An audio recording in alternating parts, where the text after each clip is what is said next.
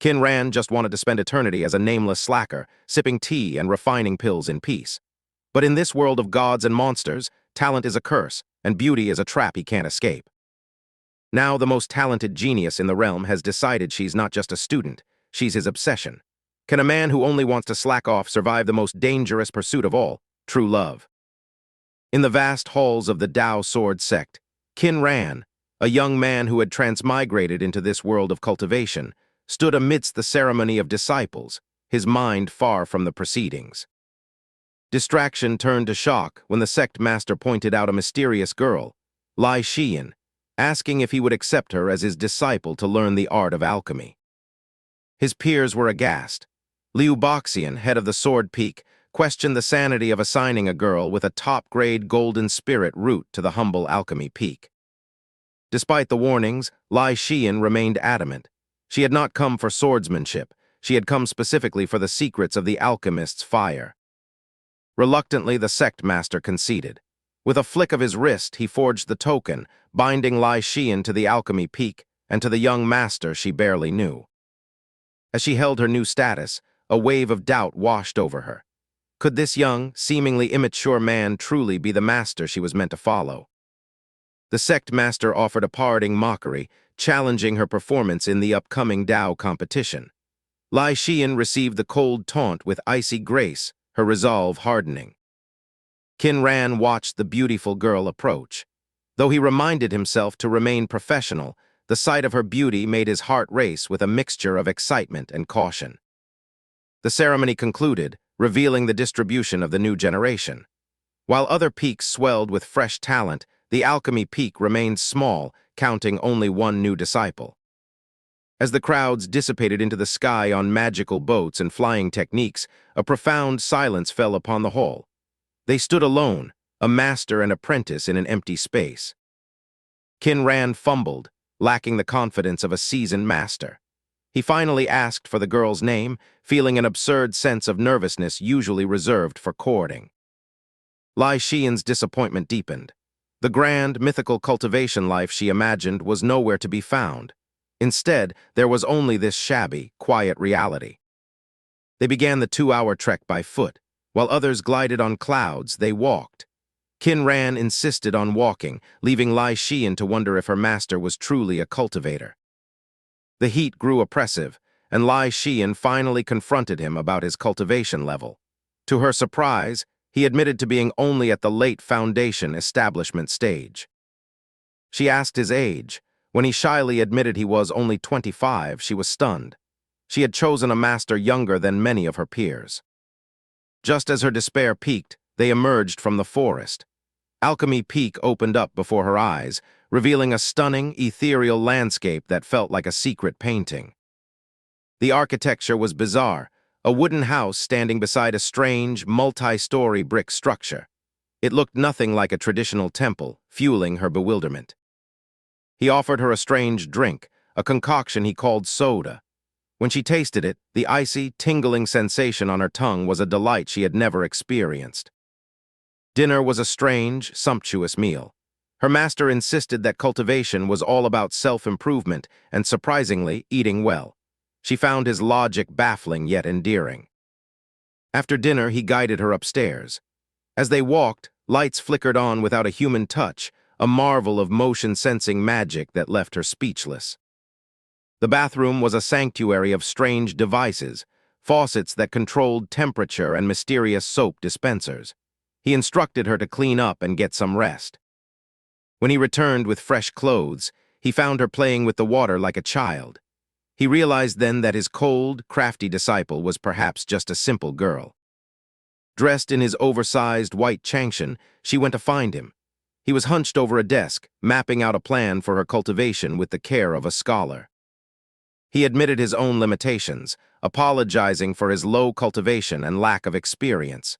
He told her he needed to be prudent to ensure her path was clear. She surprised him with a quiet confession of trust. In that moment, the barriers between master and disciple melted, and the alchemy peak began to feel like home. He gave her a foundational manual and sent her to her room. As she gazed at the stars, she felt the perfection of the day, far removed from the cruelty of other sects. In his own room, Qin Ran was a mess of nerves. His quiet, solitary life was shattered by the responsibility of a disciple. He felt utterly overwhelmed by the sudden change. The next morning brought a fresh start. Qin Ran woke up early, determined to act the part of a proper teacher, despite his lingering desire to stay in bed. He sat in the kitchen, sipping milk from a rare beast, when Lai Xian arrived. She had already been exploring the surroundings, showing a vigor that impressed him. They retreated to the stone building. He began the grueling process of teaching her the medicinal herbs, his voice buzzing as he recited endless names and effects. When he returned later, his heart sank. The once alert girl was now soundly asleep, her face pressed against the thick, detailed herb manual, drooling all over the pages. She woke to the sunlight, horrified by her mistake.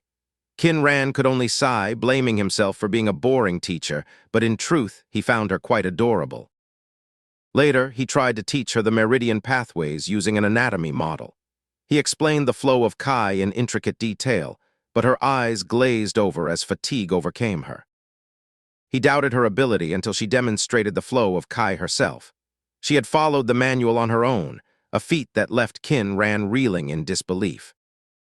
The master and the disciple looked toward the horizon. Despite her initial foolishness, she was a true talent. The alchemy peak was no longer silent. The journey of their cultivation had truly begun. The morning air after the heavy summer rain is crisp and refreshed. Qin Ran watches his apprentice, Lai Xian, who possesses a rare, raw talent for the blade, as he contemplates the nature of his existence and his duty as her master in this vast, cultivation-filled world. Legends of the profound underworld spirit tiger are etched in myth, yet as Qin Ran observes his silly, cat-like cub, he finds the lofty descriptions of dark kings and world-devouring beasts to be little more than exaggerated marketing myths. Miracles often sprout when least expected. In a patch of ordinary earth, the crane-crown immortal grass seeds Qin Ran planted as a desperate experiment have finally broken the surface, breathing life into the quiet of Dan Peak. The moment of destiny arrives. Heaven and earth begin to converge around the young apprentice. It is the time for her to build her foundation, the first true step into the eternal path of an immortal. Guiding the turbulent energies of the world requires precision. With a steady hand and a master's firm guidance, Qin Ran helps his disciple locate the Beihui point, centering her focus to bridge the gap between her internal essence and the cosmos. Within her mind's eye, the void of her lower elixir field ignites. A single strand of celestial energy begins to spin, weaving itself into the foundation vortex that will define her cultivation path for years to come. The spectacle is undeniable.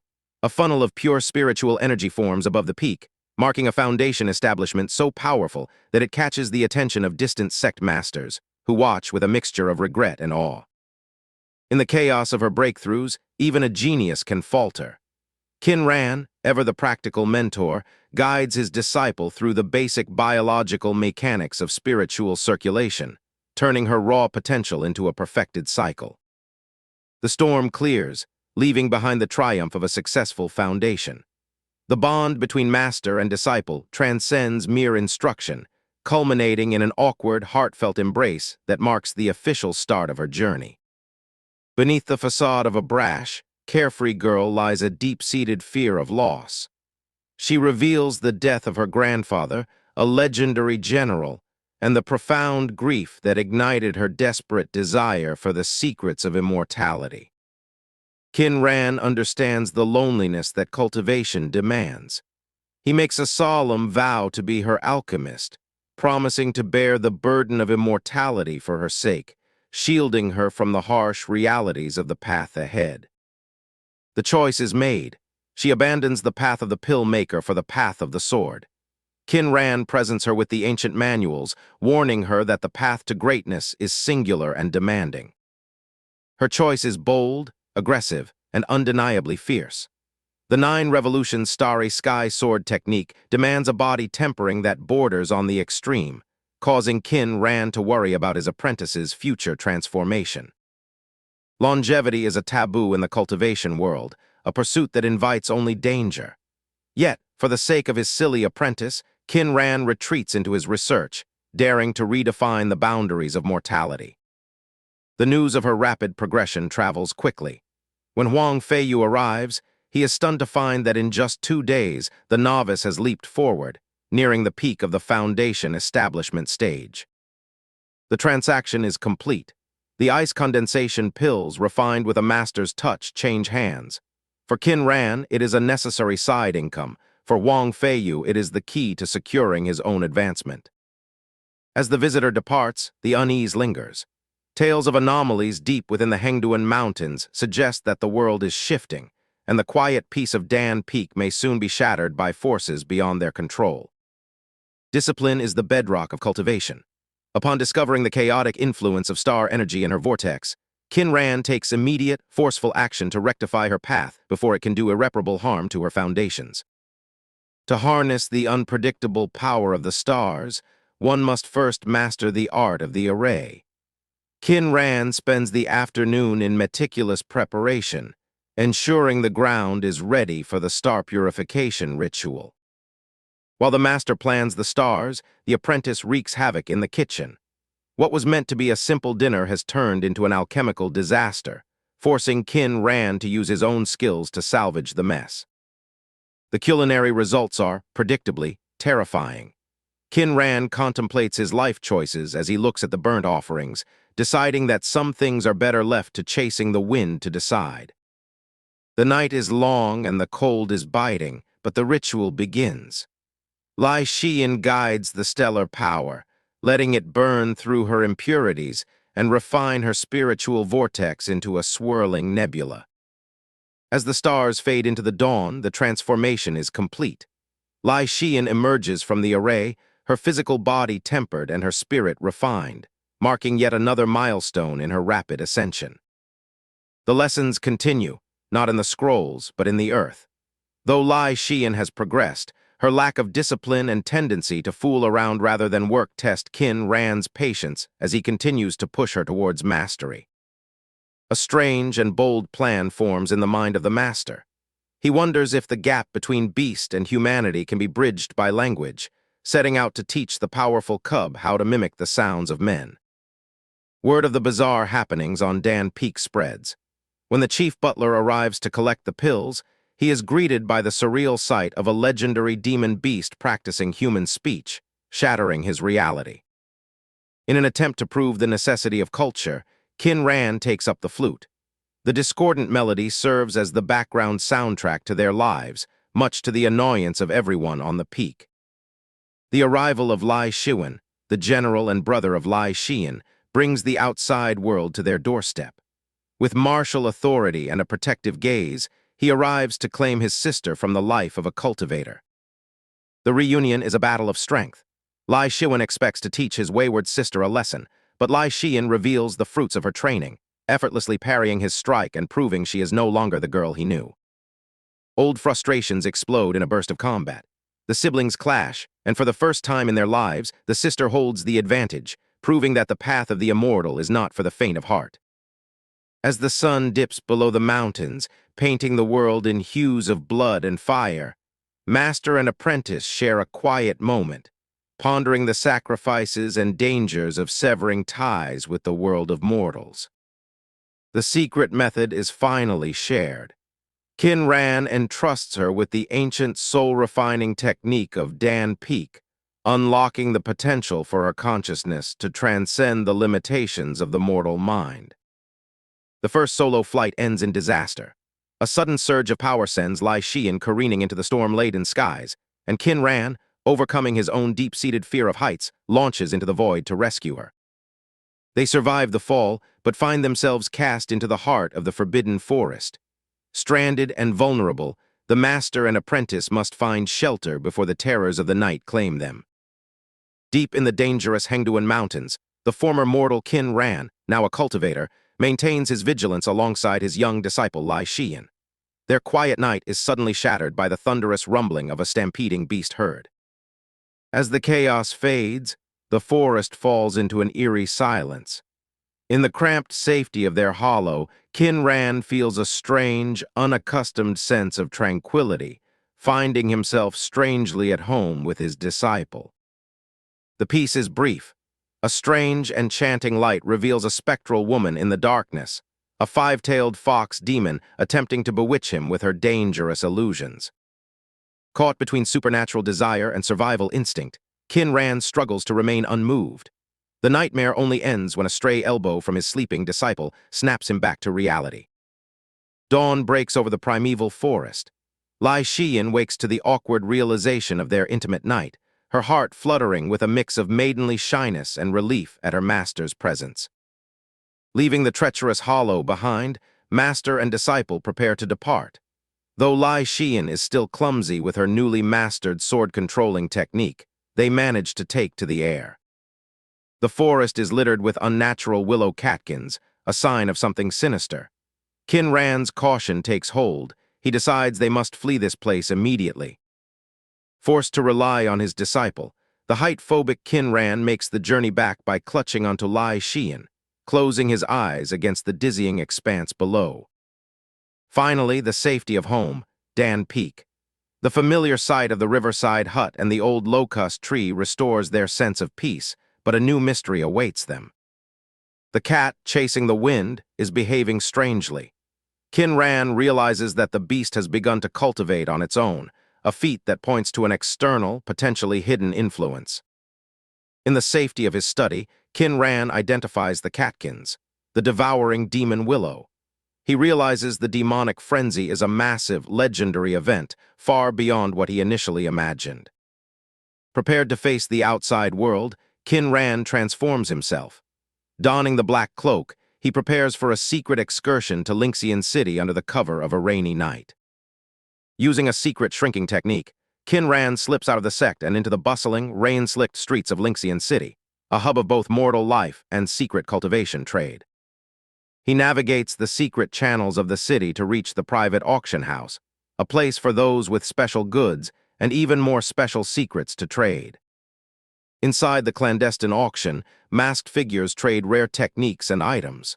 Qin Ran remains vigilant, knowing that every interaction here is a potential trap. Qin Ran presents his alchemical wares, hard currency in the cultivation world. He successfully secures the Star Shadow Sword technique, a vital piece for his disciple's future. The trap is sprung. Qin Ran realizes he has been marked. As he attempts to escape the city, he finds himself pursued by two mysterious, relentless pursuers. Using a clever substitution art, he tries to throw off his pursuers, but they are more experienced than he bargained for. The hunt intensifies as he flees toward the mountains. Cornered on a hill, Qin Ran decides to stand his ground. He confronts the two Golden Core stage pursuers, feigning a negotiation to lead them into his trap. The trap is triggered. A lethal formation hidden in the ground erupts, catching the two pursuers off guard and forcing them into a desperate struggle. The pursuers think they have cornered their prey, but they are attacking a mere phantom. Qin Ran has used a final trick to turn the tables completely. A hidden tribulation thunder pill explodes, channeling the fury of the heavens into the darkness. The pursuers are caught in the blast, their overconfidence met with divine retribution. The battle is over. One pursuer is dead, and the other lies broken by the lightning's power. Qin Ran coldly interrogates the survivor, learning of an organization called Fate. He offers the survivor a choice, a medicine of salvation or a toxin of death. It is a cruel psychological game meant to seal the pursuer's fate. There is no mercy in the cultivation world. Qin Ran ensures the threat is erased, leaving no trace behind, and begins his long, weary trek back to Dan Peak. He returns to Dan Peak at dawn, exhausted and rattled. The outside world is simply too dangerous. His only desire now is the safety of his home. Life returns to its normal, chaotic rhythm. Lai Xian trains in the mud, her potential growing, though her lack of situational awareness continues to worry her master. A shocking moment of clarity. The spirit tiger, chasing the wind, speaks. The master and disciple duo are left dumbfounded by the cat's sudden verbal capability. Under the night sky, master and disciple share a moment of musical expression. Lai Xian's voice is pure and captivating, contrasting sharply with the master's discordant flute. The practice session is serious. Lai Xian taps into the celestial energy, transforming her sword into a glowing beacon of starlight, proving her incredible innate talent. In the safety of his study, Qin Ran meticulously catalogs his gains. The dangerous trip has yielded the materials needed for the ultimate sword he intends to forge for his disciple. Before the journey to forge the sword, Qin Ran equips his disciple with a carefully curated arsenal. He knows the dangers of the world all too well. The journey begins. Lai Xian flies off with youthful exuberance, while Qin Ran is left to follow in his preferred, more cautious manner. The journey continues on horseback. Qin Ran, having learned to ride through trial and error, maintains his dignity, despite the bruises from his repeated falls. Unexpected heroism. A giant serpent threatens villagers, and Lai Xian acts without hesitation, displaying raw strength as she wrestles the beast to save innocent children. The snake is actually a demon in disguise. After a tense standoff, master and disciple decide to spare the young demon, adding a new, unpredictable presence to their journey. They finally reach their destination, the volcano-dominated sword-forging town. As Qin Ran prepares to forge the ultimate sword, he knows his final test is just beginning. The journey for the transmigrated soul of Qin Ran, formerly known as a modern man, continues in this new, dangerous world. While Qin Ran focuses on his alchemy, his headstrong disciple Lai Xian finds herself trapped in a restless confinement with the demon, Long Kiki. Unable to suppress her impulsive spirit any longer, Lai Xian defies the confinement and ventures into the crowded streets of the town, leaving the grumpy demon behind. The cunning demon, seizing the moment, threatens to expose Lai Xian's escape to her master, Qin Ran, forcing the young girl to confront her own hypocrisy. Soft-hearted despite her bravado, Lai Xian returns to collect the captive, unable to bear the thought of leaving the creature alone and suffering in the small room. As they explore the vibrant market, Lai Xian plays with childish wonder, while Long Kiki begins to see the depth of this girl's naive kindness. Lai Xian attempts to show her own strength by unsealing the demon's meridians, though her lack of experience quickly becomes a source of comedic frustration for them both. Their public displays of spiritual power do not go unnoticed. Two opportunistic rogue cultivators watch from the shadows, blinded by greed for what they believe is a valuable secret manual. With a burst of pride and a flare of spiritual energy, Lai Xian manages to unseal the demon's body, inadvertently revealing more of her cultivation level to the lurking enemies. The pair pauses their exploration to enjoy a treat, unaware that the two rogue cultivators have moved closer, planning their ambush in the secluded alleys ahead. Long Kiki, ever the opportunist, intentionally lures the naive girl into a secluded, dark alley, hoping to finally shake off her captors and escape into the night. The trap snaps shut. Alone in the alley, Lai Xian is confronted by the two greedy cultivators, but she is far from the defenseless victim they imagined. With a sharp metallic ring, her sword leaves the scabbard. Lai Xian embodies the warrior spirit of her family, choosing to attack rather than wait to be struck. The alley becomes a storm of steel and fury. Lai Xian's superior physical conditioning proves too much for the rogue, forcing him back with every relentless strike. The battle takes a turn as Wang Wu unleashes a heavy artifact, pinning Lai Xian's sword to the wall and leaving her momentarily unarmed. Forced to fight without her weapon, Lai Xian channels her inner strength, revealing the terrifying combat skills of a true body refinement expert. The rogue cultivator is overwhelmed.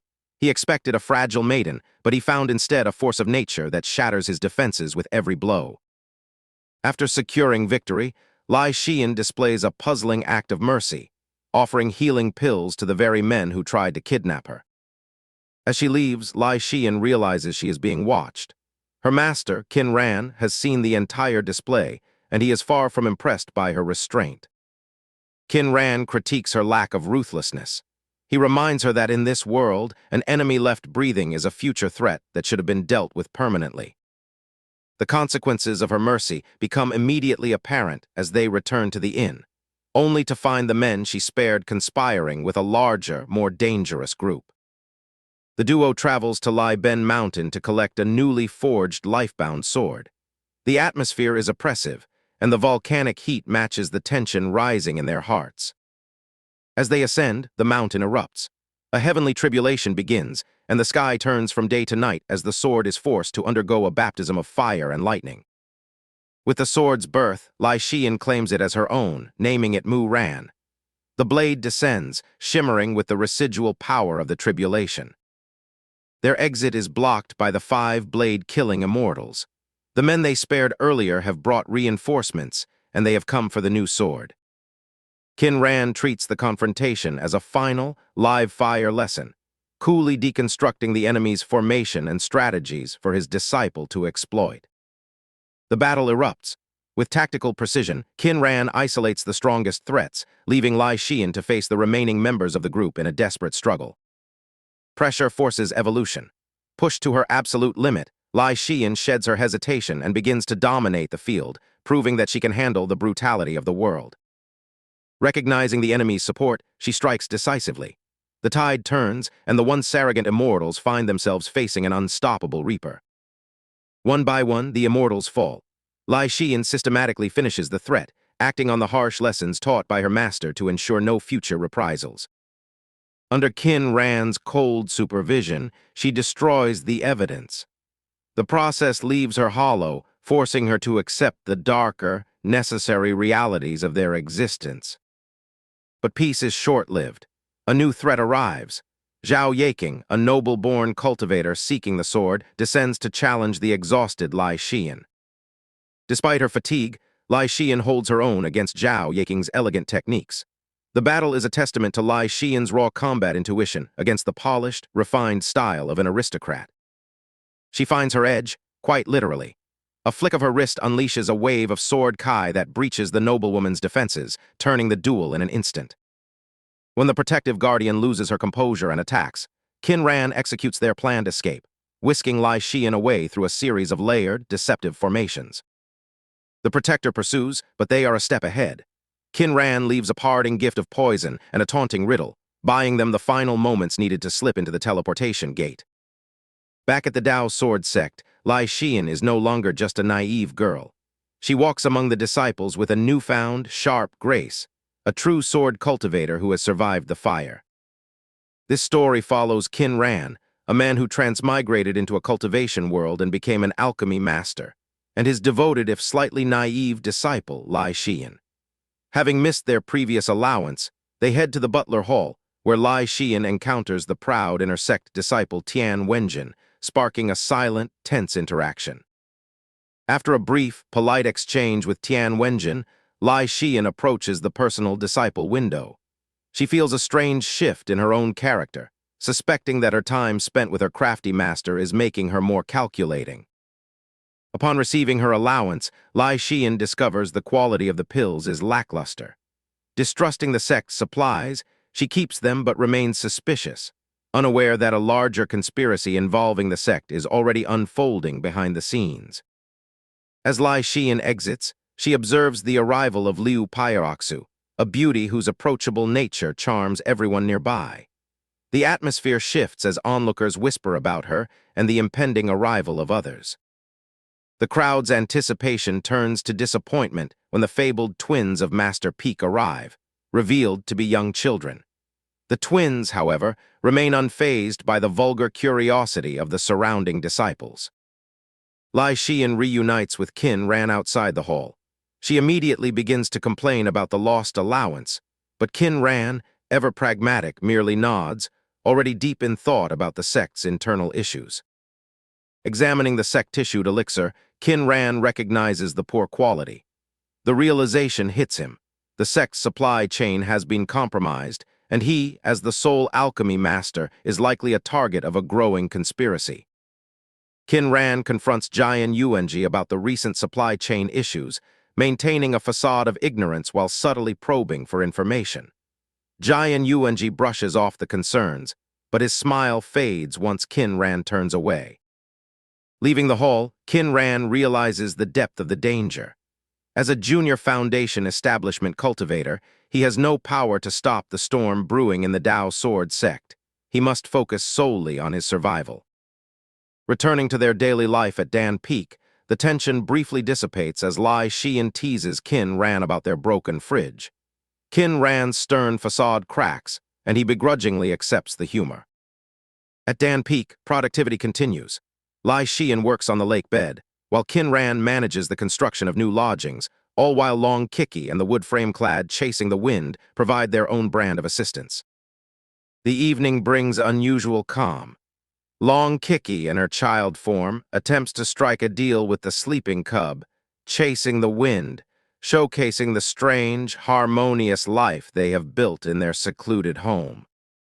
Qin Ran tries to play music on the roof, but his lack of musical talent results in a truly horrific performance that startles the younger ones. Lai Xian flies up to rescue the situation, handing him a proper jade flute. As Lai Xian presents the gift, a moment of awkward intimacy passes between master and disciple. Qin Ran is momentarily mesmerized, his focus wandering from the sheet music to Lai Xian, though he quickly hides his confusion. The piece is shattered when Tian Wenjin appears, carrying the severely wounded Huang Feiyu. The sight of his chest burning with the lion heart flame alarms them all. He is on the brink of death. Qin Ran assesses the damage. While Huang Feiyu's heart is being consumed by fire, he realizes there is a radical path to survival, though it requires resources that are nearly impossible to obtain. Seeing Tian Wenjin's desperate resolve, Qin Ran is moved. He agrees to help, but forces her to face the brutal reality of the cost. He lends her his own spirit stones, knowing the price of her quest is extreme. Tian Wenjin flies off, sacrificing everything she has to secure the Mad Flame crystal and demon pill. Qin Ran watches her go, marveling at the existence of such genuine emotion in a world usually defined by cold selfishness. The next morning, Tian Wenjin returns, having successfully retrieved the items by sacrificing her life sword. Qin Ran is visibly shocked by her commitment and immediately begins the grueling, three-step transformation procedure. The surgery is a display of impossible skill for a Foundation establishment cultivator. Qin Ran channels vast mana to stabilize the volatile demonic energy, while Lai Xian and Tian Wenjin wait outside in suspense. A fierce aura bursts from the chamber, the energy of the Lionheart raging flame beast. The power is terrifying, leaving Tian Wenjin and the others fearful of whether Qin Ran could possibly survive the operation. Fearing for Qin Ran's life, Tian Wenjin tries to rush into the chamber, but Lai Xian intervenes, blocking her path with unwavering faith in her master's ability to pull through even the most impossible odds. Qin Ran emerges, exhausted but successful. The transformation is complete, though the recovery of Huang Feiyu remains a test of the man's own will. He returns to his work, his duty to his disciple and the sect continuing. Tian Wenjin, new to Dan Peak's eccentricities, is terrified upon seeing Long Kiki in her giant snake form. Qin Ran calmly reassures her that they are harmless, though the strange atmosphere of the peak continues to unsettle her. Qin Ran tries to bridge the gap by explaining his plans for the new residences. His complex layouts confuse Tian Wenjin, yet she finds herself envious of the harmonious life he has built for his unlikely family. Dinner becomes a shared moment of relief. Drinking soft drinks and eating barbecue, even the stoic Tian Wenjin finds a sense of belonging. Dan Peak's strange, warm sanctuary begins to wear down her defenses. The new lodgings are finally finished. The construction is a masterpiece of space-bending formations. As they explore their new home, the master and his strange, growing family feel a new level of security. Qin Ran drinks his tea, contemplating his own existence. He knows he is technically a body snatcher who achieved fusion with this world, yet his soul remains subtly misaligned, a secret he guards closely as he continues his studies. Lai Xian returns with their supplies, carrying the growing cub and the snake child in a display of sheer strength and affection. The scene is comical yet profoundly endearing, highlighting the deep bonds they share. Qin Ran departs for his core formation, leaving behind a masterpiece, the stone scratching post Lai Xian carved for chasing the wind. The horror of the statue leaves him contemplating the strange path his life has taken. Qin Ran heads to the source of the Kang River to form his golden core. He is desperate to succeed, not for glory, but for survival. His foundation is solid, but the road ahead is fraught with potential for failure. The tribulation descends, not the standard thunder, but something far more ominous and intense. A blood-red lightning pillar strikes, and Qin Ran is forced to protect chasing the wind while fighting to survive his own breakthrough. The fire tribulation follows, a silent, soul-searing test that consumes the body. Qin Ran applies the principles he learned from the lightning tribulation to adapt his body to the fire, narrowly surviving through pure, stubborn innovation. The wind tribulation proves the most terrifying. His soul is literally blown out of his body. He is helpless until chasing the wind roars, the innate power of the Tiger clan shattering the soul-binding winds and returning him to his body. In a moment of instinct, chasing the wind consumes the final wind spiral, ending the tribulation. They are alive, but the child is exhausted and hurting, leaving Qin Ran to cradle him in the silence of the aftermath. Having survived, Qin Ran is immediately accosted by a suspicious fox spirit. Before conflict can escalate, the prestigious Lingnan immortal sect disciples appear. They offer him an immortal spirit token, marking the beginning of a new chapter for Dan Peak. Qin Ran, a man who has traversed dimensions only to find himself a low-ranking disciple, discovers that even the doors of the Tao questioning Grand Hall are barred against him by the watchful eyes of Elder Ning, forcing him back into the bustling, questioning Tao Square. Mistaking his shabby appearance for that of a menial worker, Qin Ran blends into the crowd, only to be stopped in his tracks by rumors of a tyrant from Dan Peak. He realizes with sinking dread that his disciple, Lai Shiyan, has been stirring up trouble. The debate platform has become a stage for chaos, transformed from a place of scholarly discourse into a combat arena, where the reputation of the white-clad sword fairy, Lai Shiyan, draws spectators like a beacon in the night. Lai Shiyan descends like a celestial light, accompanied by the pink-clad Long Kiki. Despite their differing auras, they share a singular, greedy purpose: survival through combat and the promise of meat buns. The reunion is far from warm. Qin Ran, with his 24K bald head and holding a cat, confronts Long Kiki, demanding to know the truth behind their reckless antics and the disappearance of their food supplies. On the platform, the fight is brief. With a single, elegant motion of Sword Kai, Lai Shiyan dismantles her opponent's mystic art, leaving Lu Jin standing defeated before the cheers of a captivated audience. The moment of triumph turns into a desperate escape. Spotting her master's disapproving gaze, Lai Shiyan flees the scene in a panic, leaving the crowd in confusion as she retreats to the safety of the heavens. The narrative unravels the cause of the girl's desperation. Tricked by a deceitful merchant selling fake beast meat, they have been reduced to poverty, forcing them to fight in the arena to survive. Seeking justice for the fraud, the girls confront the merchant. When he continues to taunt them, Lai Shiyan's suppressed fury explodes into physical violence, earning the respect and fear of the onlookers. After a stern but ultimately empty lecture, Qin Ran tries to instill discipline, though he knows his words often fall on deaf ears. He turns his attention to the true path for his disciple, the consecration of the life-bound sword. The lesson becomes intimate. Qin Ran guides Lai Shiyan to touch the sword's core, their divine senses brushing against one another like a spring breeze, creating a moment of quiet, unspoken tension. Watching from afar, Long Kiki perceives the unspoken connection between them. She realizes that the lines between master and disciple are blurring into something much more complex. Behind the scenes, Qin Ran's focus remains divided. He tends to the recovery of chasing the wind and monitors the critical, stalled transformation of his injured comrade, Huang Feiyu. The labor continues at Dan Peak. Lai Shiyan and Long Kiki are tasked with the grueling work of excavation, unaware of the profound secrets and spiritual energies buried deep beneath the earth. The piece is interrupted by the arrival of Su Changqing and Bai Yuoxi. Their visit is not merely social. They come with a request that signals the start of a far more dangerous chapter. Bai Yuoxi challenges Qin Ran, seeking the secrets of his supposed beast-taming mastery. Qin Ran brushes off her suspicions with ease, his calm demeanor hiding the depth of his true cultivation.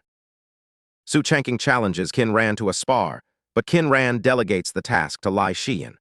A fierce and graceful duel ensues, revealing Lai Xian's hidden potential as she holds her own against a seasoned opponent. The battle concludes, but the tension remains. They discuss the imminent threat of the devouring demon Willow, a monstrous entity that nears a terrifying, world-altering ascension. In exchange for Qin Ran's guidance as their guide, Bai Yuoxi gifts Lai Xian the profound war spirit art. Qin Ran accepts the bargain, knowing the price of such gifts is his own life on the line. Life at Dan Peak resumes a semblance of normalcy. They build a monumental cat tree for chasing the wind, a rugged testament to their affection, even as the storm clouds of the future gather. Inside the chamber, the long-awaited breakthrough finally occurs. Huang Feiyu emerges as a being wreathed in eternal flames, a transformation that leaves him horrified and struggling with his humanity. The fire-touched Huang Feiyu, unable to face the man he has become, flees the safety of Dan Peak. He is a man broken, left to wander the wilderness with his newfound destructive power. A digging accident reveals a hidden spiritual vein. While Lai Xian fears punishment, Qin Ran sees an opportunity to anchor his master-level protective formation directly into the Earth's natural energy. With the cat tree finished and his formations drafted, Qin Ran slips away into the night. His destination, the black markets of Lingxian City, to secure the final materials needed for his defense. In Lingxian City, Qin Ran orchestrates a high-stakes auction. He navigates the treacherous waters of the Edge organization, securing his materials while dealing lethal, unseen justice to the greedy auctioneer. The Edge organization realizes they have been outplayed by a master of illusion. Qin Ran's water-based escape leaves them with nothing but a lingering scent of failure and the body of a dead collaborator. He returns home only to face a comical judgment from his disciples. They are worried about his dangerous nighttime excursions, but their attempt to hold him accountable is quickly silenced by his mere presence. The master-disciple dynamic returns to its chaotic roots. Chasing the Wind, still filled with restless energy, launches a playful assault on Qin Ran, leaving the master to wrestle with the rambunctious beast.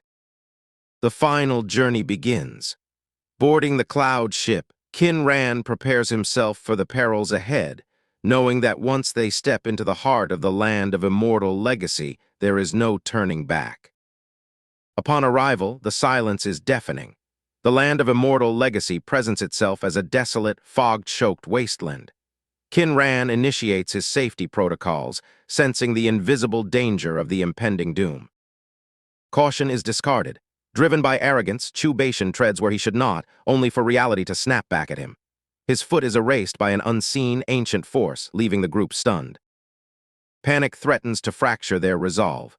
As they stand before the unknown, the realization hits. The land of immortal legacy is not just a place of power, but a place of ancient, hunger-driven traps. Their arrogance has been punished.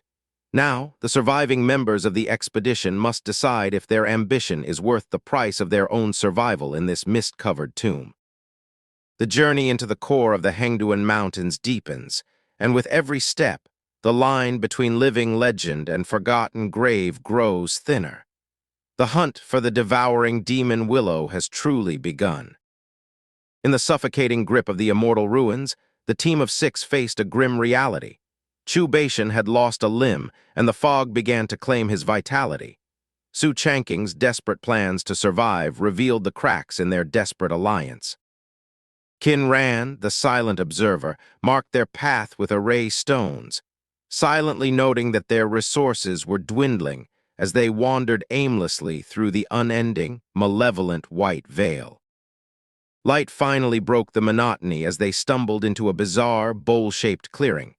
It was a space carved out of nothingness, isolated from the pervasive fog, and utterly, unnervingly silent. At the center sat an ordinary mushroom, no larger than a child's fist, yet it exuded a sinister aura. Qin Ran realized with sudden clarity that this small, unassuming organism was the very source that held back the encroaching fog. Cultivation, foolishly ignoring warnings, inhaled the spores. In a horrifying display of rapid biology, his body became a host for the fungi, which took root in his eyes, ears, and mouth, turning the proud cultivator into a literal tree of flesh and mushroom. The mushroom space became a death trap. As giant Ung fled, he learned the cruel balance of this land. The mushrooms and the fog were in violent opposition, and to touch either was to invite a painful, immediate dissolution. While others panicked and mutated, Qin Ran remained pristine. His caution, wrapping his own skin in a protective membrane, had saved him, setting him apart as a man of foresight in a land where instinct was often a death sentence. They left behind a statue of flesh and fungus, all that remained of the once mighty Cultivation. The team, now diminished, walked onward with heavier hearts, their silence echoing in the vast, indifferent fog. Paranoia set in. Su Changqing, though seemingly rational, looked at Qin Ran with eyes that betrayed a budding, murderous suspicion. Qin Ran, unflinching, cast his protective membranes over them, buying peace at the price of shared secrets. The silence became deafening. With each step, their boots echoed with an unnatural, booming sound, driving the remaining four toward the brink of madness, until a figure in the distance finally flickered. A ghost in the fog. Su Changqing, desperate for any sign of life, didn't hesitate. He commanded a chase, his eyes cold and meaningful as he looked at Qin Ran, a silent question or perhaps a warning. The chase ended not with a person, but with a visceral, wet sound. Su Changqing's sword aura cleaved the void, and an inhuman shriek of pain echoed back, followed by silence. They did not find a human. Instead, they found a wriggling, pitch-black tentacle covered in viscous mucus and barbs. It was not a remnant of humanity, but something ancient, alien, and deeply dangerous. The horror was not a ghost, it was a god. A mountain of undulating, mucus-dripping flesh rose from the fog like a nightmare made manifest, its presence so vast it chilled their souls to the core. Su Changqing, ever the proud prodigy, chose the path of the sword. He flew into the maw of the beast, his figure a tiny spark against the dark, fleshy mass, while Qin Ran wisely took to the shadows. Their valor was met with ruin. Bai Yuoxi and the others were thrown back like ragdolls, their defenses shattered and spirits crushed, while Su Changqing remained somewhere within the storm of gore and sword light. The chase was eternal. The monster itself moved with the slow deliberation of a god, but its tentacles seemed to bridge the very distance between space, pursuing them with infinite, mocking reach. Salvation arrived in the form of death. A colossal, withered tree emerged from the gloom, the blood dragon bone. It was not a savior, but a rival, and the group found themselves trapped in its cage of branches. Trapped between the devouring tentacle beast and the withered dragon bone tree, Su Changqing did not break. He spoke of ancient lore, of devouring demons and dragons, and forced a dialogue with the monstrosity. The silence was broken by beauty. A small, colorful butterfly danced out of the deep fog. Its flight was a visual representation of the great Tao itself, drawing the gaze of everything around it into a hypnotic state. They had reached the heart of the ruin, the devouring demon willow. It stood grand and green, a monument of life, rooted in a sprawling mountain of sun-bleached skeletons and rotting remains. Their discovery brought no joy, only dread. 7 demonic kings stood waiting, the top predators of the Hengduan Mountains, all controlled by the willow, and the team stood woefully outmatched. Su Changqing's master plan unfolded, a suicide mission to hold the line. They were to guard the tracking disc, stall these titans, and wait for reinforcements that might never arrive. The thunder unicorn ox dominated the clearing, a creature of pure lightning and myth. Facing it was not a battle, it was an invitation to be erased from existence. Qin Ran, master of survival, realized the 7-tailed demon fox was his match. Skill mattered little against innate sorcery, so he traded his shattered sword for a crude, heavy cauldron, desperate to bash his way to survival. A strike from the fox sent Qin Ran flying, not toward death, but toward the mist. He was a master of the retreat, leaving behind a trail of array stones and pills, choosing survival over the honor of a corpse. Fate brought him back to the center of the trap. Su Changqing waited for him, refined and smiling, already knowing the truth, that Kai Yun was a ghost, and the game had only just begun. The mask of politeness fell. Qin Ran stood against Bai Yuoxi, unleashing his cunning, turning into water, shifting through dimensions, a one-man army of clones against her lethal, winged blade storm. He realized the truth. Su Changqing wasn't just a master of the sword, he was an array master of frightening caliber. Every path Qin Ran marked, Su Changqing had anticipated. A net fell from the sky, not of silk, but of woven mana. Su Changqing revealed his true, terrifying potential, proving that his blade was merely the sheath for a mind that could command the very laws of the world. The trap was not just for the willow, it was for all. Greedy cultivators flocked to their own slaughter, unaware that the beauty falling from the sky was not snow, but the end of all things. The catkins drifted on the wind, a gentle snow of death. Cities turned to graveyards, not with violence, but with a silent, graceful touch that reduced every living soul to dust. Beneath the surface of the hellscape, Qin Ran sought to preserve what remained of humanity. He sealed Lai Shiwen and the last soldiers away, a small, stubborn act of defiance against the inevitable. Su Changqing, the executioner-turned-savior, chose his final penance. With a flash of brilliance, he sacrificed his existence, turning himself into a silver counterwind to stem the tide of the willow's slaughter. The battle turned. Qin Ran dove into the carnage, carrying Lai Shiwen, who confessed her heart in the face of death, while the golden dragon of the heavens descended to strike at the heart of the demon. The clouds parted. The willow was shattered, the dragon had flown, and the silence of survival descended. Qin Ran, having outwitted gods and demons alike, stood amidst the ruins, watching the dawn of a changed world. In the depths of the Hengduan Mountains, the extinguishing pole weeping willow's disaster forced even the most powerful demonic beasts to flee. Qin Ran, having transmigrated into this dangerous world of cultivation, finds himself caught in a complex web of greed, where both human cultivators and legendary beasts hunt for the coveted Dao fruits. The five-tailed demon fox, Tushin Yaoyu, stands as a formidable spokesperson for the escaped beasts. Her cunning intelligence contrasts sharply with the arrogance of the boundless sword sect cultivators, who underestimate the power of the non-human races. With the cultivators and beasts clashing, Qin Ran retreats to retrieve his companions. He finds his disciple Lai Shiwen and the mystical tiger chasing the wind safe, though his heart remains heavy with the knowledge of the chaos unfolding within the fog. Long Kiki challenges Qin Ran on his decision to leave, sensing his tactical mind is at work. Qin Ran, ever the pragmatist, knows the risks outweigh the rewards for their low-level group, prioritizing survival over the lure of the Dao fruits. As they depart, they are intercepted by Huang Feiyu and Tian Wenjin. Huang Feiyu's transformation into a being of living fire has made him volatile and arrogant, mocking Qin Ran's cautious nature. Lai Shiwen, ever loyal, snaps back at Huang Feiyu, shocked by his disrespect toward her master. Her pure, instinctive defense momentarily silences the fire wielder. Before they leave, Qin Ran shares his contingency plans with Tian Wenjin, entrusting her with formation stones to activate hidden traps near the devouring demon willow, should the situation turn desperate. Suddenly the mist shatters. Tushin Yaoyu is blasted out of the fog, crashing into the earth.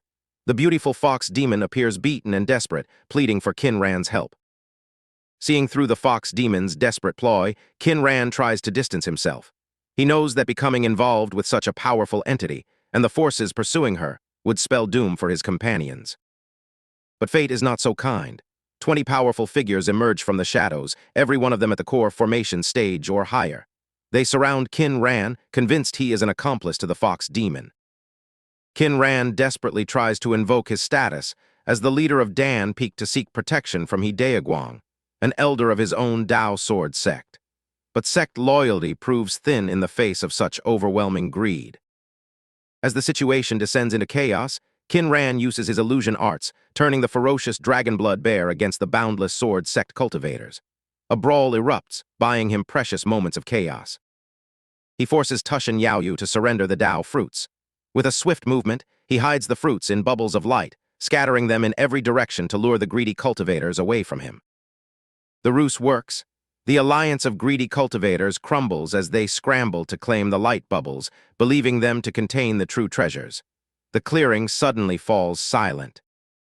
Qin Ran wastes no time, whisking his group away.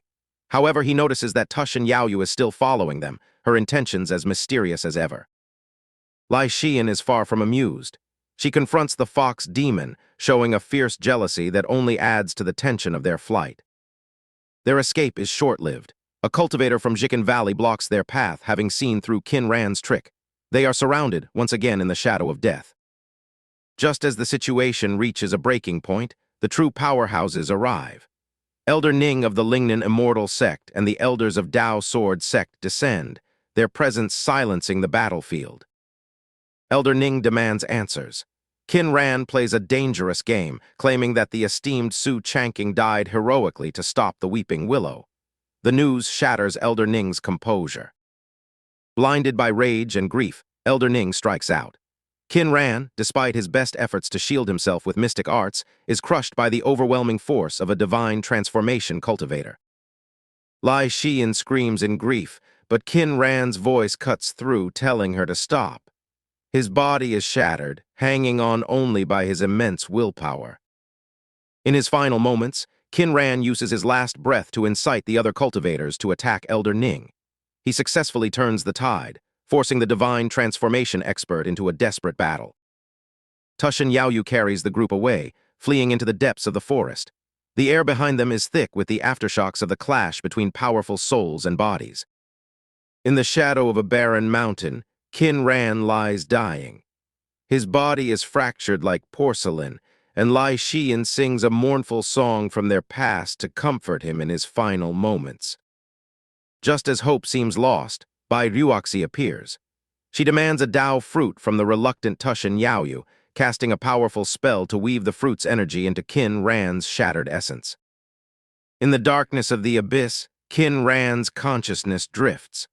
The pull of the afterlife is strong, a cold and quiet peace, but the distant, echoing voice of his disciple draws him back toward the world of the living. Awakening from his long slumber, Qin Ran finds Lai Xian guarding his bedside. Her appearance has changed, thinner and worn from her vigil, yet she looks more serene than ever. Qin Ran learns of the aftermath. Elder Ning is dead, and the blood dragon bones have seized the remaining treasures. He uses this knowledge to consolidate his alliances, ensuring Lingnan Immortal Sect has no grounds to pursue him. Life at Dan Peak returns to a fragile normalcy. Qin Ran finds comfort in these small moments, sharing food and laughter with the peculiar group he has collected, even as the shadow of the outside world looms. Chasing the wind has become a fierce young tiger, patrolling the peak and engaging in fights. Though Qin Ran scolds him, he secretly values the tiger's growing strength and fierce territorial nature. Tushin Yaoyu, ever studious, delves into the study of magic circles under Qin Ran's guidance. Her fox-like intelligence makes her a quick learner, though she remains a source of constant tension with Lai Xian. Life at Dan Peak is a cycle of growth. Huang Feiyu visits often, sparring with Lai Xian. Her skills are rising rapidly, aided by her new, elusive movement techniques and innate determination. The labor of months bears fruit as the lake is completed. Lai Xian carves the name sword Washing Lake into stone, marking her progress from a novice to a true sword cultivator. Long Kiki begins her own path, studying pharmacology and medicine refinement. Her dark, analytical mind finds a home in the complexities of alchemy, though she possesses a dangerous tendency to refine lethal toxins. Driven by her pride for Dan Peak, Lai Xian makes a bold proclamation. She will challenge the sect's top prodigies. The news ripples through the Dao Sword Sect, setting the stage for an inevitable, dramatic showdown. Life at Dan Peak has shifted into a frantic rhythm. Qin Ran, once a man of simple scholarly pursuits, finds himself baffled by the sudden, relentless intensity of his disciple, Lai Xian. As he navigates the complexities of transmigration and the heavy burden of being a mentor, he watches her push past her limits, unaware of the brewing storm that demands such strength. The humble surroundings of the garden highlight the divide between the gifted and the mediocre. As Qin Ran tries to instill the wisdom of the bright mirror philosophy into the snake demon Long Kiki, he realizes that while the peak is burgeoning with life, not everyone finds the path to cultivation easy. Beneath the surface of daily chores, Qin Ran is building a foundation for survival.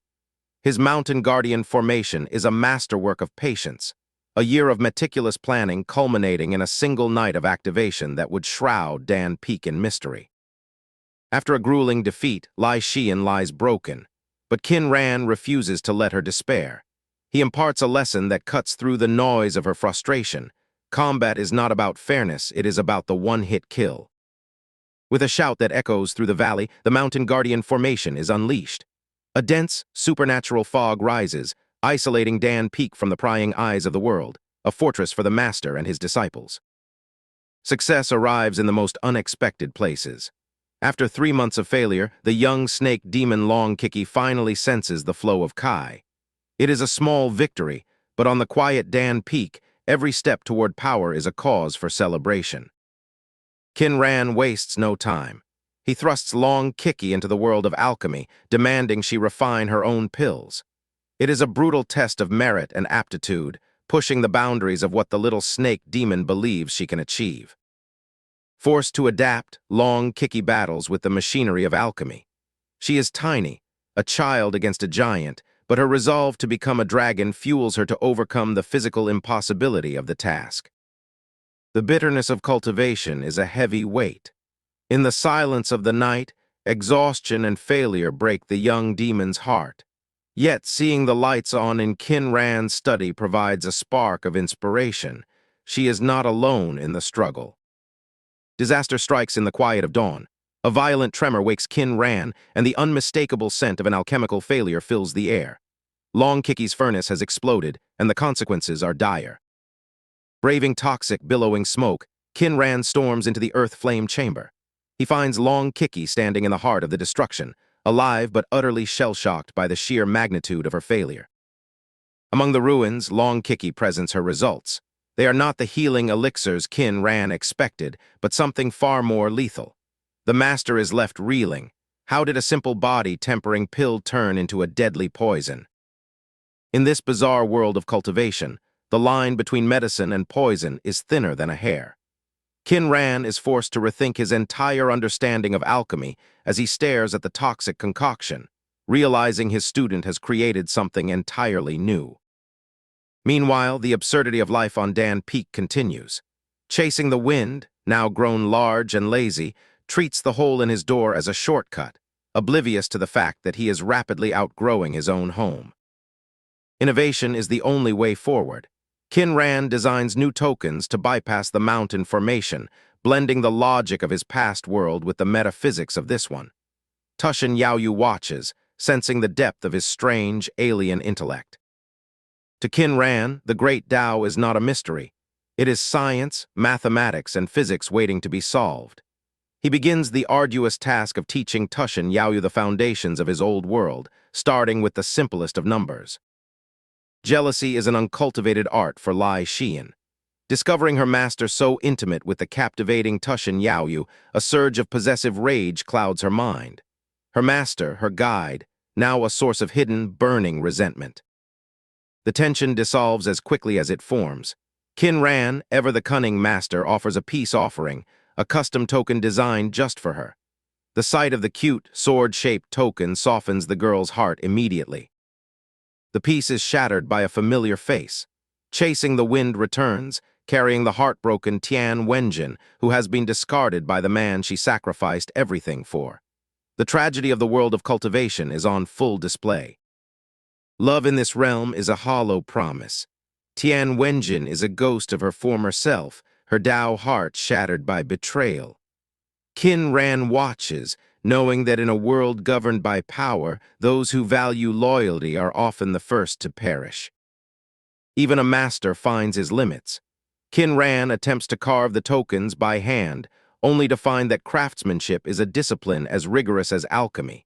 His frustration mounts as the simple wood defies his scholarly precision. In her grief, Tian Wenjin finds a new path. She dances on the lake wielding a simple toy sword and attains what few cultivators grasp, sword intent. It is the sorrow of oblivion made manifest in a single, elegant motion. The line between master and disciple blurs in a moment of quiet intimacy. Qin Ran gifts the completed token, and in the space between their breaths, a shift occurs. Lai Xian sees her master in a new, dangerous light. The piece is a lie. As Qin Ran confronts the willow, he is plunged into a dark, alien void. He is no longer master of Dan Peak, but a prisoner in the sea of consciousness of the devouring demon willow. There sits Liu Daoji, the devouring demon willow itself. Two predators, one ancient and one cunning, begin a dance of deception. They strike a pact, bound by the soul, trading secrets for safety in a world where trust is the ultimate weakness. When the spirit returns, the body is cold. Lai Xian, in her panic, thinks she has killed her master with a prank. The peak erupts in chaos as the truth of the demon's pact takes its toll on Qin Ran's physical shell. The terror of loss brings a brutal clarity. As Qin Ran awakens, the weight of his responsibility settles. He has survived the demon's grip, but the pact is sealed, and he must now walk a path of lies and research. Back in the safety of his study, Qin Ran treats the forbidden demon's skill like a rare manuscript. He will not cultivate it blindly. He will dissect it, reverse engineer it, and make it his own. The ultimate academic pursuit of a dangerous mind. The culmination of her training is here. Lai Xian unleashes celestial soaring immortal, a strike of pure, concentrated intent. She is no longer just a disciple. She is a force of nature, ready to shake the foundations of the Tao Sword sect. The day of the challenge arrives. The sect is divided. Some mock the upstart, some lust after the beauty, but all are united in their doubt. Lai Xian stands on the platform, a white lily in a sea of wolves, waiting for her moment. A single motion, a single heartbeat. Lai Xian does not brawl. She strikes with the efficiency of a predator. The crowd is left in silence, mouths agape, as the arrogance of Songzi crumbles in the wake of her sword. Victory is short-lived. Qin Ran's terror over her recklessness outweighs the pride of her win. He screams at her, his love manifesting as a righteous, burning fury. She is grounded, caged in the safety of Dan Peak. The cage is built not with bars, but with textbooks. Qin Ran forces his two unruly pupils into the drudgery of study, their gluttony used as a leash. The rain falls, and the peak is quiet, save for the sound of lessons and the haunting melody of a flute. The world outside is catching up. Confronted by a mob demanding her honor, Lai Xian stands at the gate. But she is no longer the girl who hides. She is the master of her fate, ready to carve a path through the hypocrisy of the sect. The arrogance of the challenger is shattered in an instant. Lai Xian, once thought to be merely a foundation establishment cultivator, reveals a sword intent so potent that it renders Zhu Jian completely helpless, forced to realize he is facing a force far beyond his understanding. The trial begins. One by one, the pride of the sect attempts to best her, and one by one they fall. Lai Xian moves with ethereal grace, her blade dancing between the challengers, leaving them defeated and disheartened without a single victory to their names. Defeated and shamed, the challengers turn back, their pride broken. Rumors of the Dan Peak Fairy Maiden Swordsman begin to spread, cementing her status not just as a beauty, but as a legendary prodigy within the Tao Sword sect. As the fog clears, Qin Ran remains the bastion of tranquility, seemingly untouched by the chaos. Lai Xian and Chasing the Wind return to Dan Peak, where the atmosphere remains serene, a stark contrast to the clamor left behind. The sharp sword immortal fades away, replaced by the affectionate disciple. Lai Xian playfully seeks her master's approval, while Chasing the Wind seeks forgiveness for his day-long absence, both receiving a mock-stern rebuke from the smiling Qin Ran. The chill of winter arrives, settling over Dan Peak.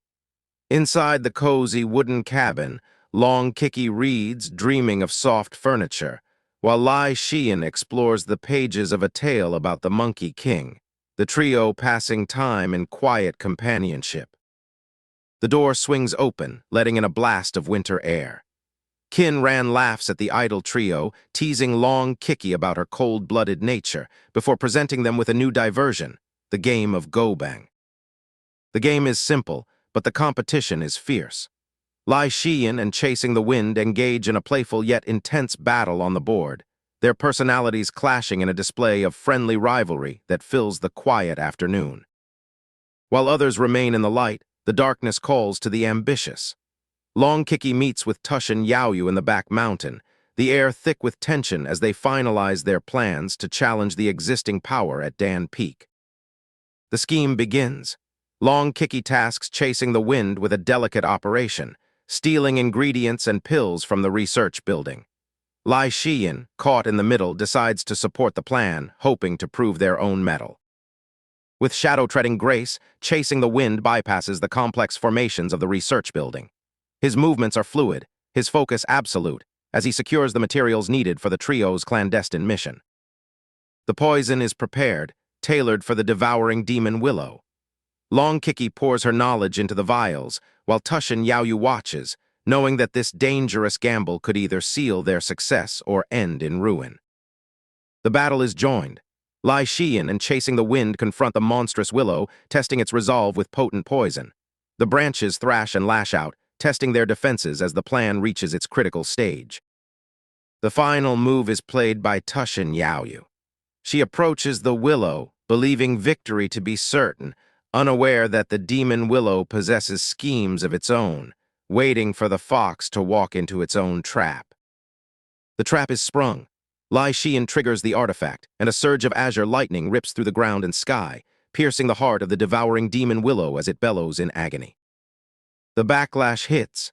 Qin Ran collapses, the price of his intervention felt in the very marrow of his soul. He realizes the complexity of this chess game, one he played with the demon willow and the ambitious disciples. Defying the flames, the demon willow's primordial spirit emerges, consumed by raw fury. It targets Qin Ran, but Lai Xian and Chasing the Wind stand firmly in its path, their bond and tactics tested to the absolute limit. In a final act of desperation, Chasing the Wind drags the primordial spirit into his own soul space. The pressure is immense, causing the tiger to suffer untold agony as he tries to contain a power far beyond his own. Risking everything, Lai Xian sends her primordial spirit into the void to aid her companion. Inside this dark, alien world, she faces the titanic, flaming entity that is the essence of the demon willow. Against a giant, Lai Xian moves like a flicker of starlight. Her sword, empowered by her own grit and her master's techniques, bites deep into the willow's essence, chipping away at its towering strength. The monster falls, its essence drained. From the wreckage, a tiny, translucent egg escapes, shooting into the sky before Qin Ran intercepts it, his expression unreadable. With a gentle voice, Qin Ran names the infant Liu Xia Oji and breathes new life into the scorched tree. The cycle continues, the willow born anew from the remnants of the past. The ordeal ends. Qin Ran tends to the weary Chasing the Wind, offering healing pills. Lai Xian emerges, refreshed and empowered by her experience, the bond between them stronger than ever. As the rain falls, Qin Ran confronts Tushin Yaoyu on her chilling inaction. He makes his disappointment clear, urging her to leave Dan Peak, though she stubbornly refuses to depart. Life returns to normal. The trio retreats into their familiar routines, the memory of the battle fading as they engage in the simple joys of games and companionship, their lives intertwined in the peace of Dan Peak. Winter deepens, coating the world in white. Lai Xian dances with her sword, the flakes catching on her blade. It is a moment of beauty and melancholy as she remembers her grandfather while growing into her own power. A sudden, clumsy collision shatters the tranquility. Chasing the Wind attempts an enthusiastic greeting, sending his master sliding across the snowy ground, an unexpected end to a peaceful moment of reflection. Just as the playful chaos settles, Tian Wenjin appears in the snow. She brings a somber air, signaling the start of a new, more difficult chapter for the residents of Dan Peak. Warmth in a frozen world. They gather for a meal, the steam rising from the hot pot. Tales are shared, and Tian Wenjin reveals the trials she faced forging her weapon, highlighting the harsh contrast between her path and Lai Xian's. The moment of parting arrives. Qin Ran dispenses his wisdom, 18 rules for survival, each word a testament to his care for his disciple as she prepares to face the real, brutal world. They leave Dan Peak behind, 2 sword cultivators disappearing into the snowy horizon. Qin Ran watches them go, his heart heavy with concern yet filled with pride for the young women they are becoming. With the disciples away, Qin Ran turns his focus to the earth, laboring in the greenhouse. He plants his crops, his mind drifting back to his disciples' safety, the quiet labor a reprieve from the burden of worrying. The mission begins in the silent village. Nothing is as it seems. The lack of sound, the unsettling smiles of the villagers, it all points toward an encroaching danger that they have yet to fully comprehend. The battle erupts in the dark heart of the mountain. They face not just a beast, but a nightmare made of webs and puppets. Every strike, every moment of evasion tests their skill and their trust in one another. The mission concludes in the quiet, buried village. Having seen the true cost of their path, they return to the sect. forever changed by the darkness they witnessed and the strength they found within themselves.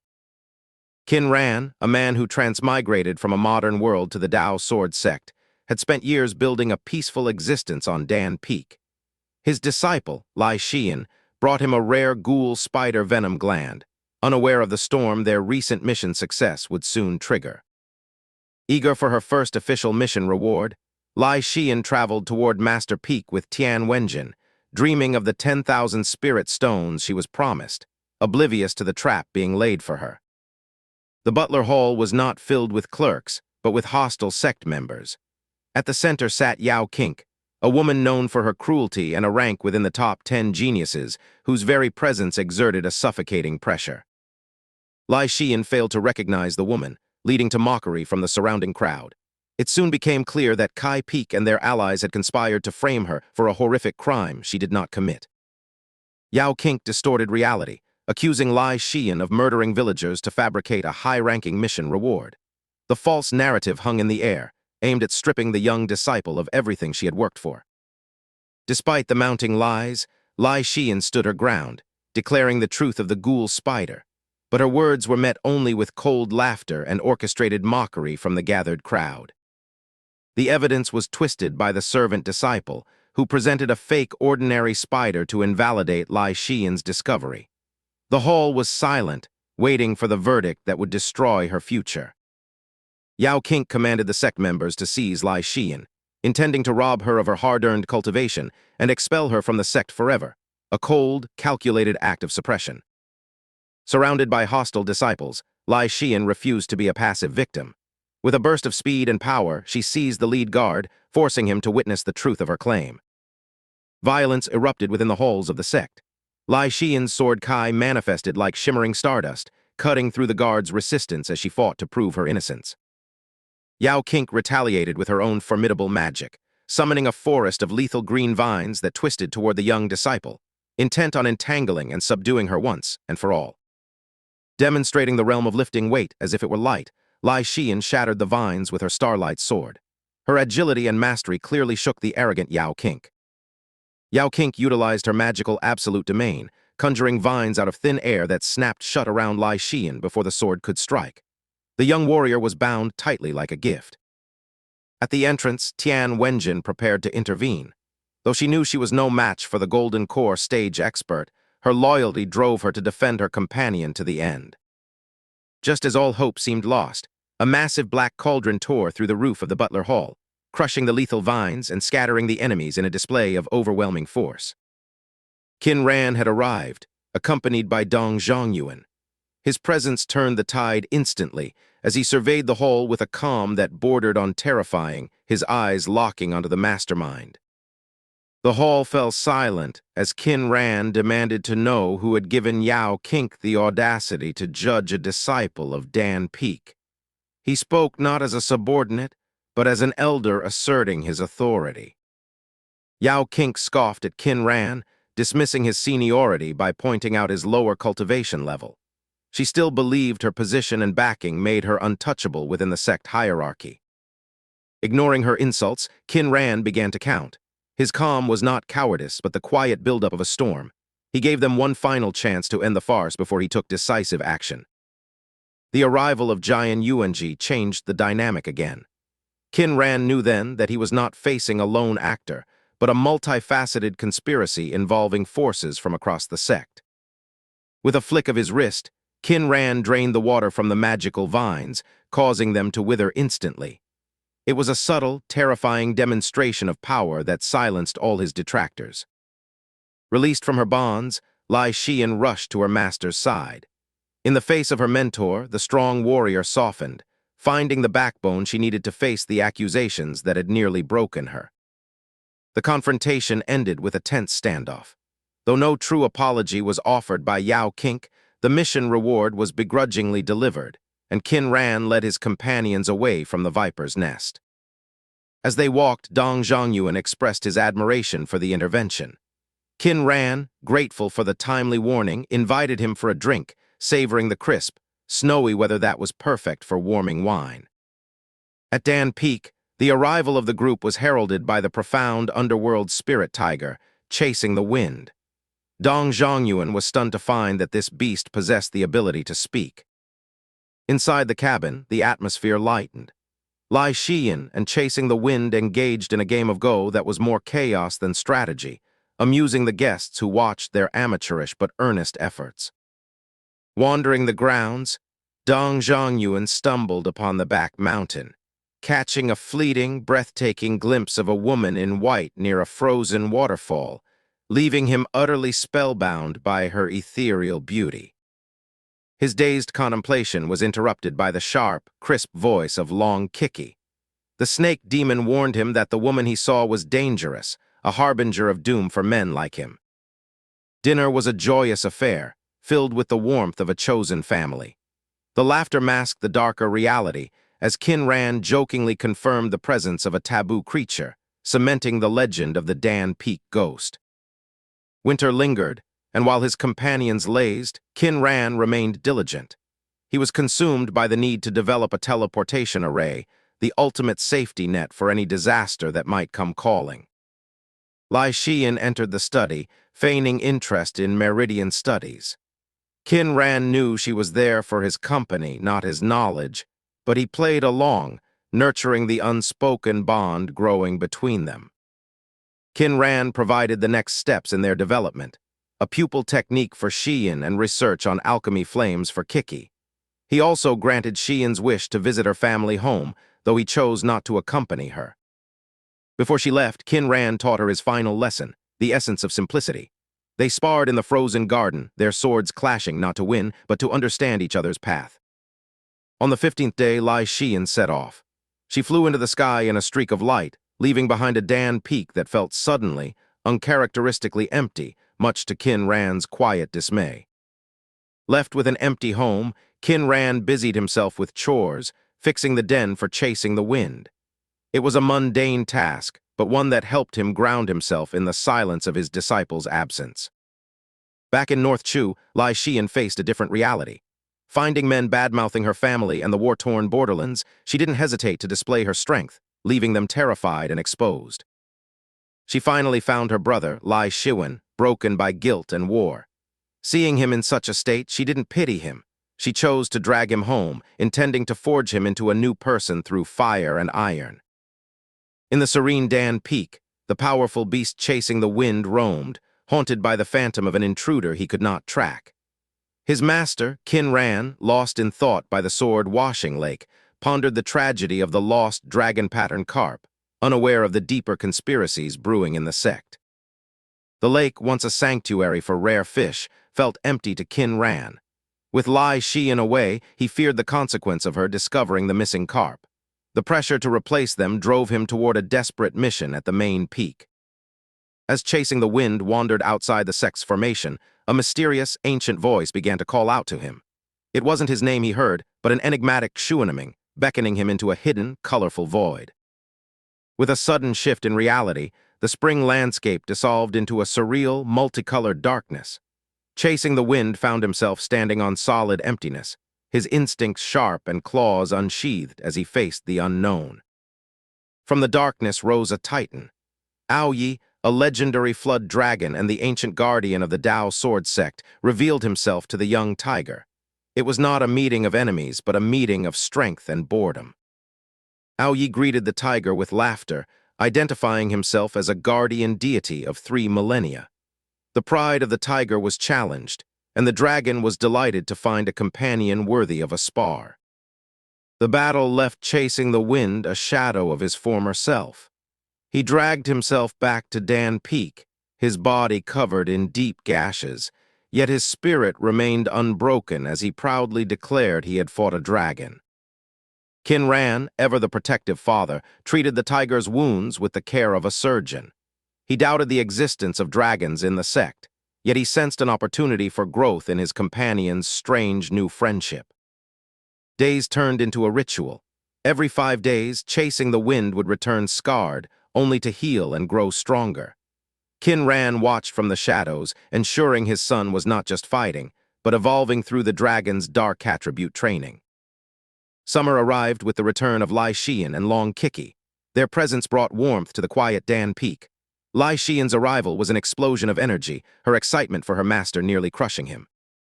Long Kiki, returning from their journey, brought with her the netherworld soul flame and a mountain of doubts. She sensed the unnatural emptiness of the lake and the nervous guilt radiating from Qin Ran's every movement. Fame had changed their lives. Lai Xian was now the sword demon of Dan Peak, a figure of respect and dread. Wandering the sect had become a chore of stairs, pushing her to seek new challenges at the Butler Hall. A simple mission to purchase carp had surfaced, one that Qin Ran had planted, but Lai Xian was eager to claim the glory. The master struggled to keep his secret, weaving lies to dissuade his clever disciple from the truth. The web of secrets tightened. Long Kiki, acting as the investigator of truth, encountered a mysterious fisherman by the lake. His ominous warnings of hell only fueled her resolve to uncover the dark history of the Dan Peak master. The tree spoke of a nightmarish experiment. A man, distorted by madness, had used the lake's creatures as vessels for a volatile, poisonous elixir. Long Kiki now possessed the evidence she needed to expose the master. The Sword Dao conference approached. Lai Xian's fame reached new heights, and she desperately wanted her master's presence. But Qin Ran, maintaining his facade of indifference, refused, leaving her to walk the path of the sword alone. Sword Peak was a land of giants. When Lai Xian arrived, the air itself seemed to bow. Among the elite, she stood out, a shooting star landing in a sea of clouds, drawing the curious gaze of the sect's greatest prodigy. Lu Junxing, the carefree legend of the sect, approached the young prodigy. He found her unfathomable and refreshingly honest. Their meeting was a clash of spirits, wine, and sharp, untamed sword intent. The exhibition of sword energy left all in awe. Lu Junxing revealed the carefree sword intent, transforming the atmosphere into a canvas of mountains and rivers. It was a display of mastery that challenged Lai Xian's perception of her own path. Returning home, Lai Xian spoke of Lu Junxing's genius. Qin Ran felt a pang of profound jealousy. He was the secret architect of her greatness, yet the world saw only the brilliant rival she met in the light. He played the part of the indifferent master, his heart aching in silence. The jealousy vanished when Lai Xian revealed her heart. She sought his approval, her eyes fixated on him. When he named her technique Dream Fantasy Nebula, the silence between them was replaced by the beauty of a bond only they understood. Lai Xian's determination to aid her master's growth led her into dangerous missions. She returned with mid-grade spirit soil, a prize won by risking her life against a heretical cult, an organization that had long hunted Qin Ran. Dan Peak's greenhouse became a theater of obsession. Long Kiki, tasked with growing herbs, found the master's new saplings baffling. Her life had become a cycle of watering, measuring, and complaining about the master's mysterious ways. The Dao questioning ceremony arrived. Lai Xian, ignoring social norms, entered the arena atop chasing the wind. It was a spectacle of defiance and power, a move that left judges aghast and the audience paralyzed in awe. Victory came with surgical precision. One strike was all she needed. The disciple, once proud and arrogant, was left in a daze, unable to comprehend the sheer gap between his skill and the sword demon of Dan Peak. Tian Wenjin's battle was a display of merciless intent.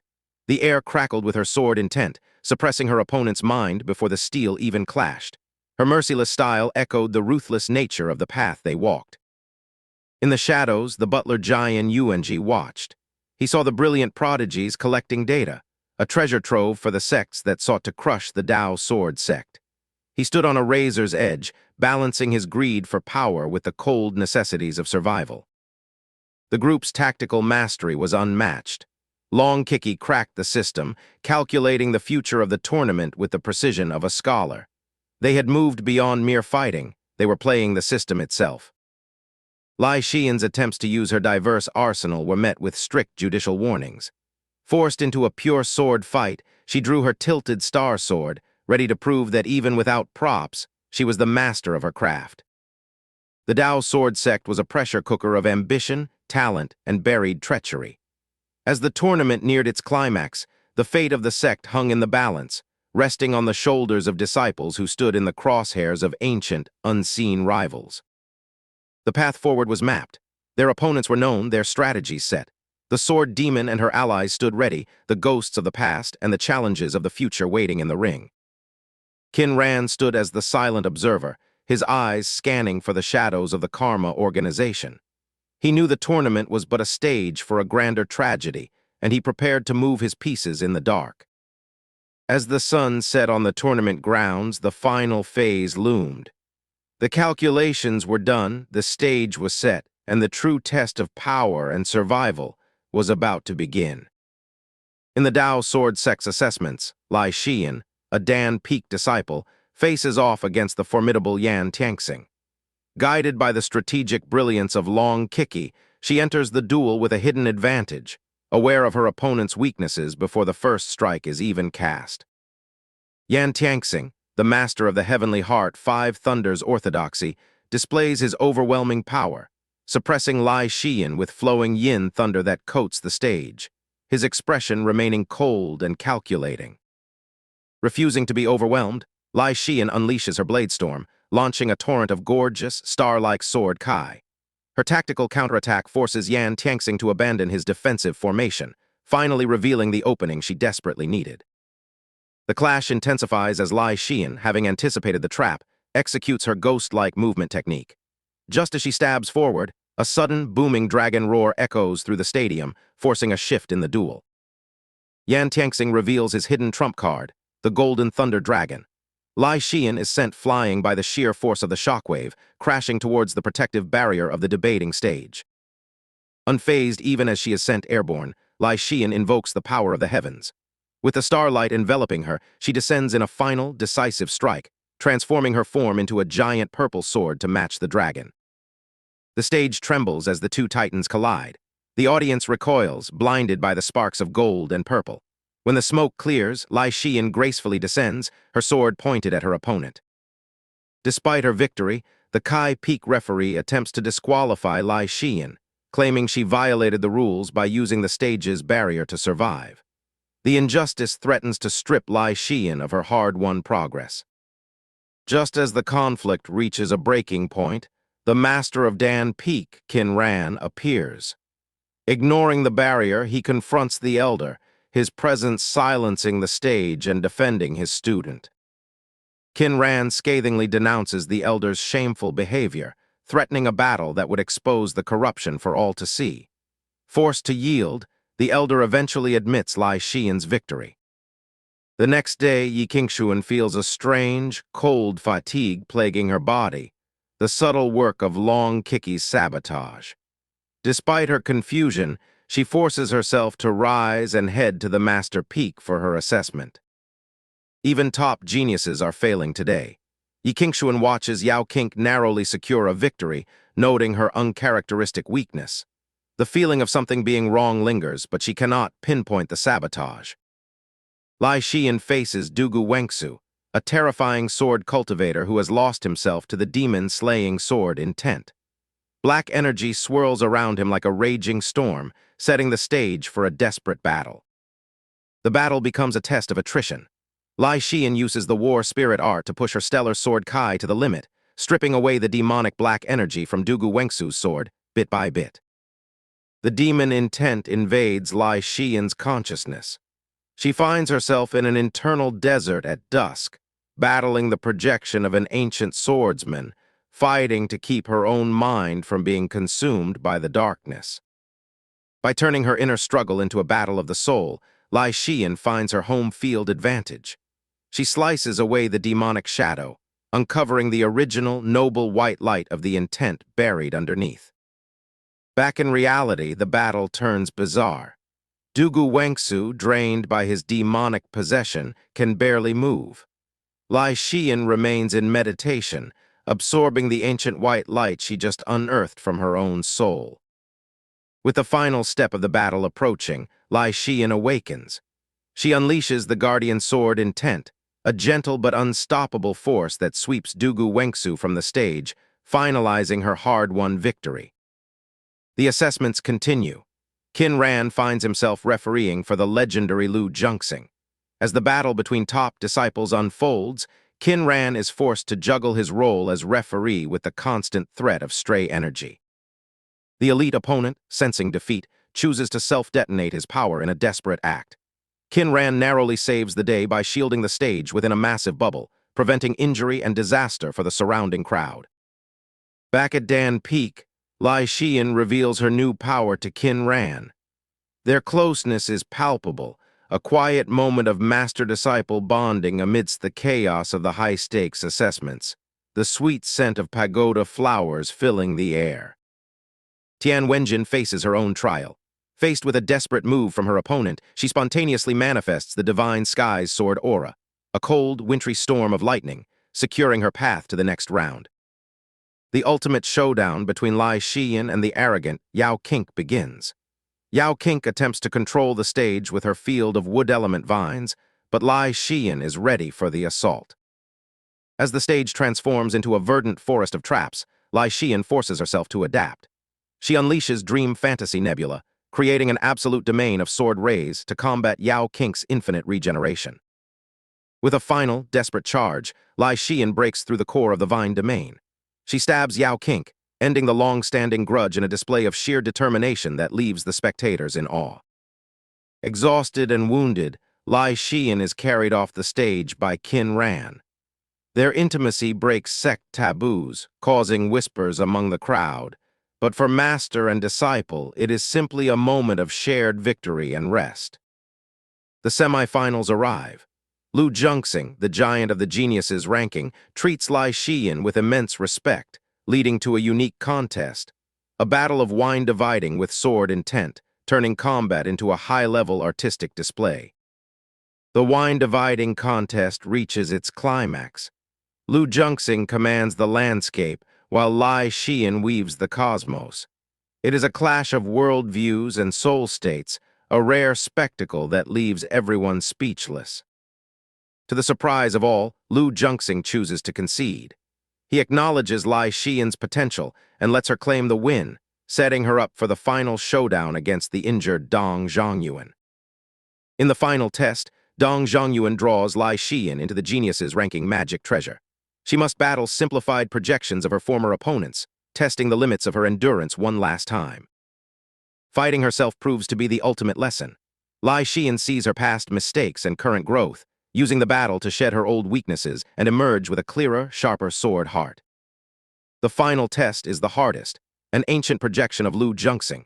Though Lai Xian cannot defeat him, the pressure of his world-defining sword intent grants her the realization she needs to transcend her current path. Exhausted after the trial, Lai Xian collapses, her tears flowing as she confesses her struggle against the insurmountable Lu Junxing.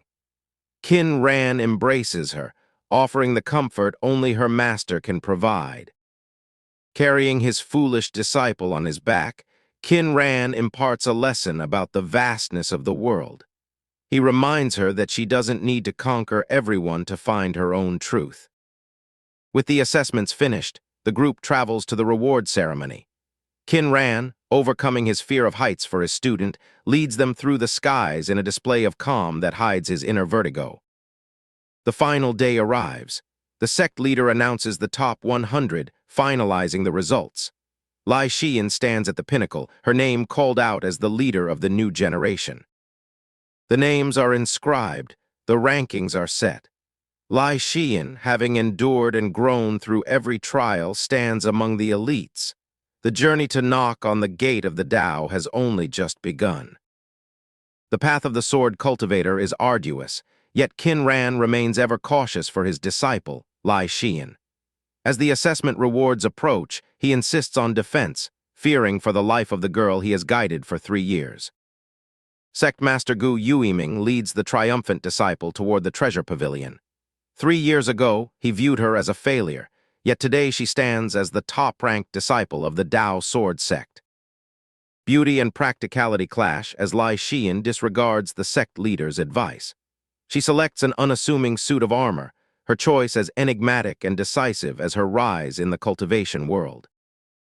Before the ancient Tao sect door, Qin Ran's anxiety manifests as relentless advice.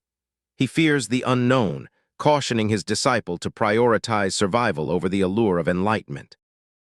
The Tao sect door, a portal to abstract laws and ancient insights, welcomes the disciples. Lai Xian steps forward, disappearing into the void, leaving behind the safety of the known world. Left behind, Qin Ran succumbs to his worst fears. What if the door is a trap, a soul-stealing device, or a conduit for sinister forces? The silence of the cliffside amplifies his dread. Driven by the absence of Long Kiki, Qin Ran abandons his station. Panic grips him as he searches, fearing his disciples have fallen into a trap set by unseen hands. Using his refined techniques, Qin Ran deploys an avatar. It is a fusion of illusion and soul-splitting, capable of independent action. He follows the trail left by a keepsake, a lifeline in the vast mountains. The avatar traces the path of betrayal. Fragments of cloth and poison pills mark a trail leading directly into the dangerous core area, the land of immortal legacy. Jian Yuanji's shadow looms over the evidence. The Lionheart raging flame beast erupts from the brush, a ferocious guardian of the path. Qin Ran's avatar, lacking his true power, finds itself in an impossible fight. True form meets savage strength. Qin Ran crushes the beast, but the realization hits him. This entire journey was bait. He has been led by a master manipulator, and his clone is now in deep peril. The trap snaps shut. Jian Yuanji reveals his presence with a mocking laugh. Qin Ran's clone is struck, launched into the lethal mists of the land of immortal legacy while Long Kiki watches helplessly. Death comes in the form of a ghost monkey, clawing through the clone's back. The sensation of his soul being devoured is raw and horrific, a psychic wound that bleeds directly into the main body of Qin Ran. The pain of the soul death leaves Qin Ran shattered. He walks like a phantom, the trauma weighing heavier than physical wounds. Yet he rises. He must save the girl who was used against him.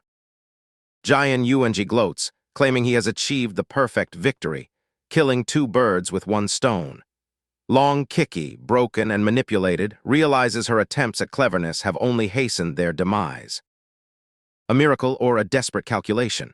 Qin Ran reappears, alive against all logic.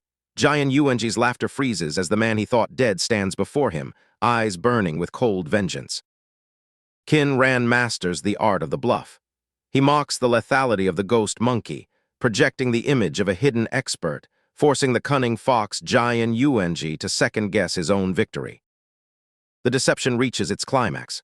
Jian Yuanji attacks, convinced of Qin Ran's weakness, but he strikes only air. Qin Ran's movement is ethereal, the grace of a flying immortal masking the lethal intent of a master trap-setter. A single motion and Jian Yuanji is maimed. In panic, he unleashes his final trump card, the Phoenix Wing Bloodhead Bees. The battlefield turns into a chaotic storm of fire and venom. The bees are a nightmare of fire and poison. Qin Ran realizes victory isn't assured, as Jian Yuanji commands the swarm to feed on his own blood to fuel their carnage. Multiplicity is the alchemist's true weapon. Qin Ran scatters his image, drawing Jian Yuanji into a blind pursuit. The hunter becomes the prey, lured into a pre-laid formation. The trap closes. Jian Yuanji, shattered and exposed, realizes his mastery was no match for a true master of arrays. Qin Ran, unyielding, stands over the broken body of his enemy. With a final, decisive activation of his spirit, Qin Ran extinguishes the life of the man who sought to destroy him. Jian Yuanji is reduced to a husk, his soul shattered, ending his insidious legacy. The ordeal ends, but not without cost.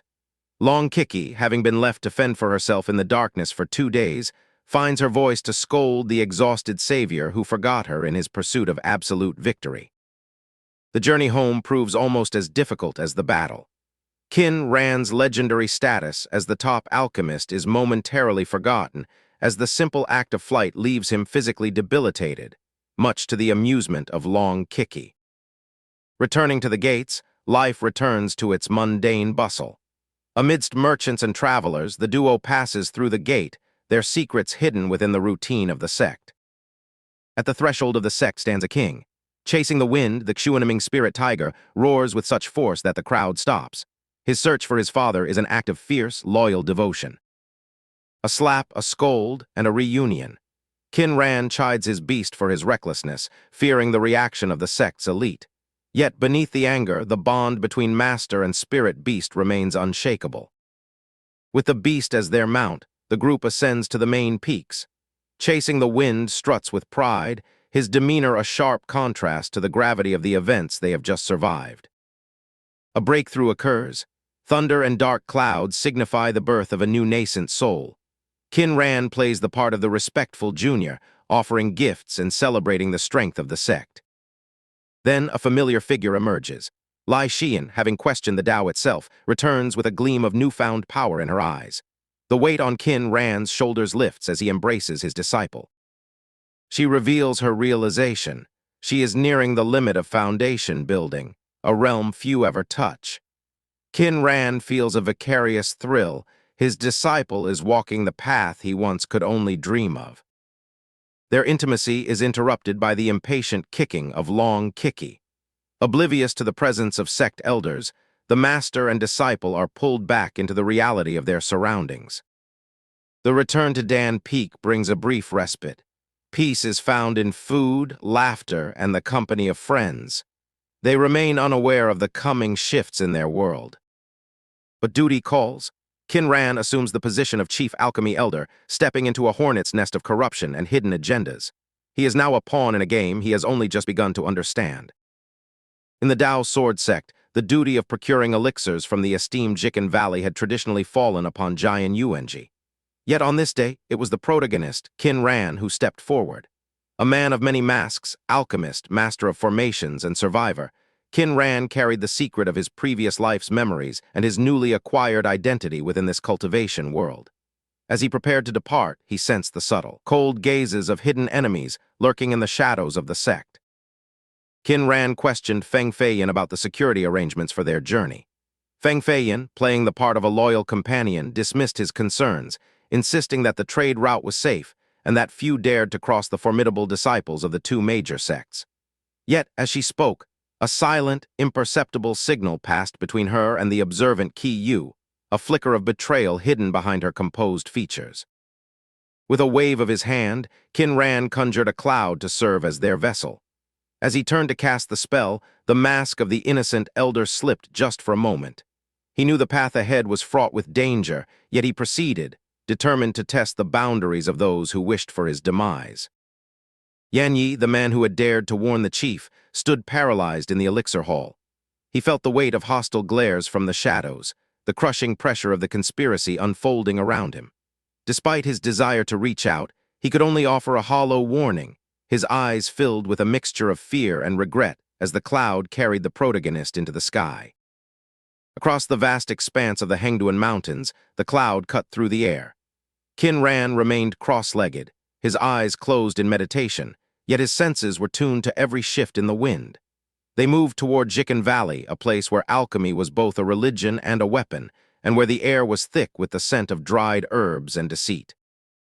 By late afternoon, the valley emerged from the mist. It was an imposing sight, guarded by mountains that stood like ancient, silent gods. Qin Valley did not hide in shadows like the Tao Sword sect. It presented an aura of pristine, scholarly perfection, a place where the influence of alchemy reached into the very soul of the common folk. Waiting at the gate was Elder Sun, a man of 50 with a beard as white as snow and eyes that calculated every encounter. He greeted Qin Ran with the warmth of an old friend, his voice smooth and welcoming. Qin Ran, ever the actor, met him with equal grace, the two men engaging in a subtle dance of deception, as if they hadn't both been plotting against the other from the very start. Inside the gates, the scene was entirely different. Qin Valley was not a harsh mountain range, but a sprawling, vibrant garden. Flowers bloomed in colors unknown to the outside world, and the air was thick with the rich, intoxicating aroma of rare medicinal herbs. It was a place designed for cultivation, and for a moment, even Qin Ran was moved by the sheer elegance of the environment. Every corner of the valley buzzed with the industry of alchemists. Disciples recited formulas, practiced spells, and tended to fields of precious spiritual soil. Qin Ran watched with genuine envy. For him, these rows of fertile earth were a dream he had fought and scraped for, while here they were discarded like common dirt. The day ended in the pavilion at the heart of the valley. Elder Sun insisted on a celebration, pushing wine upon his guest. Qin Ran played the part of the foolish, reckless elder, drinking until his senses dulled and he fell into a deep, staged slumber. Little did Elder Sun know, his guest was playing a game far deeper than he could ever fathom. Deep in the night, the true nature of the conspiracy was unveiled. Feng Feiyin had betrayed her master's demise, and Elder Sun sat in the dim light of his study, turning the implications of the note over in his mind.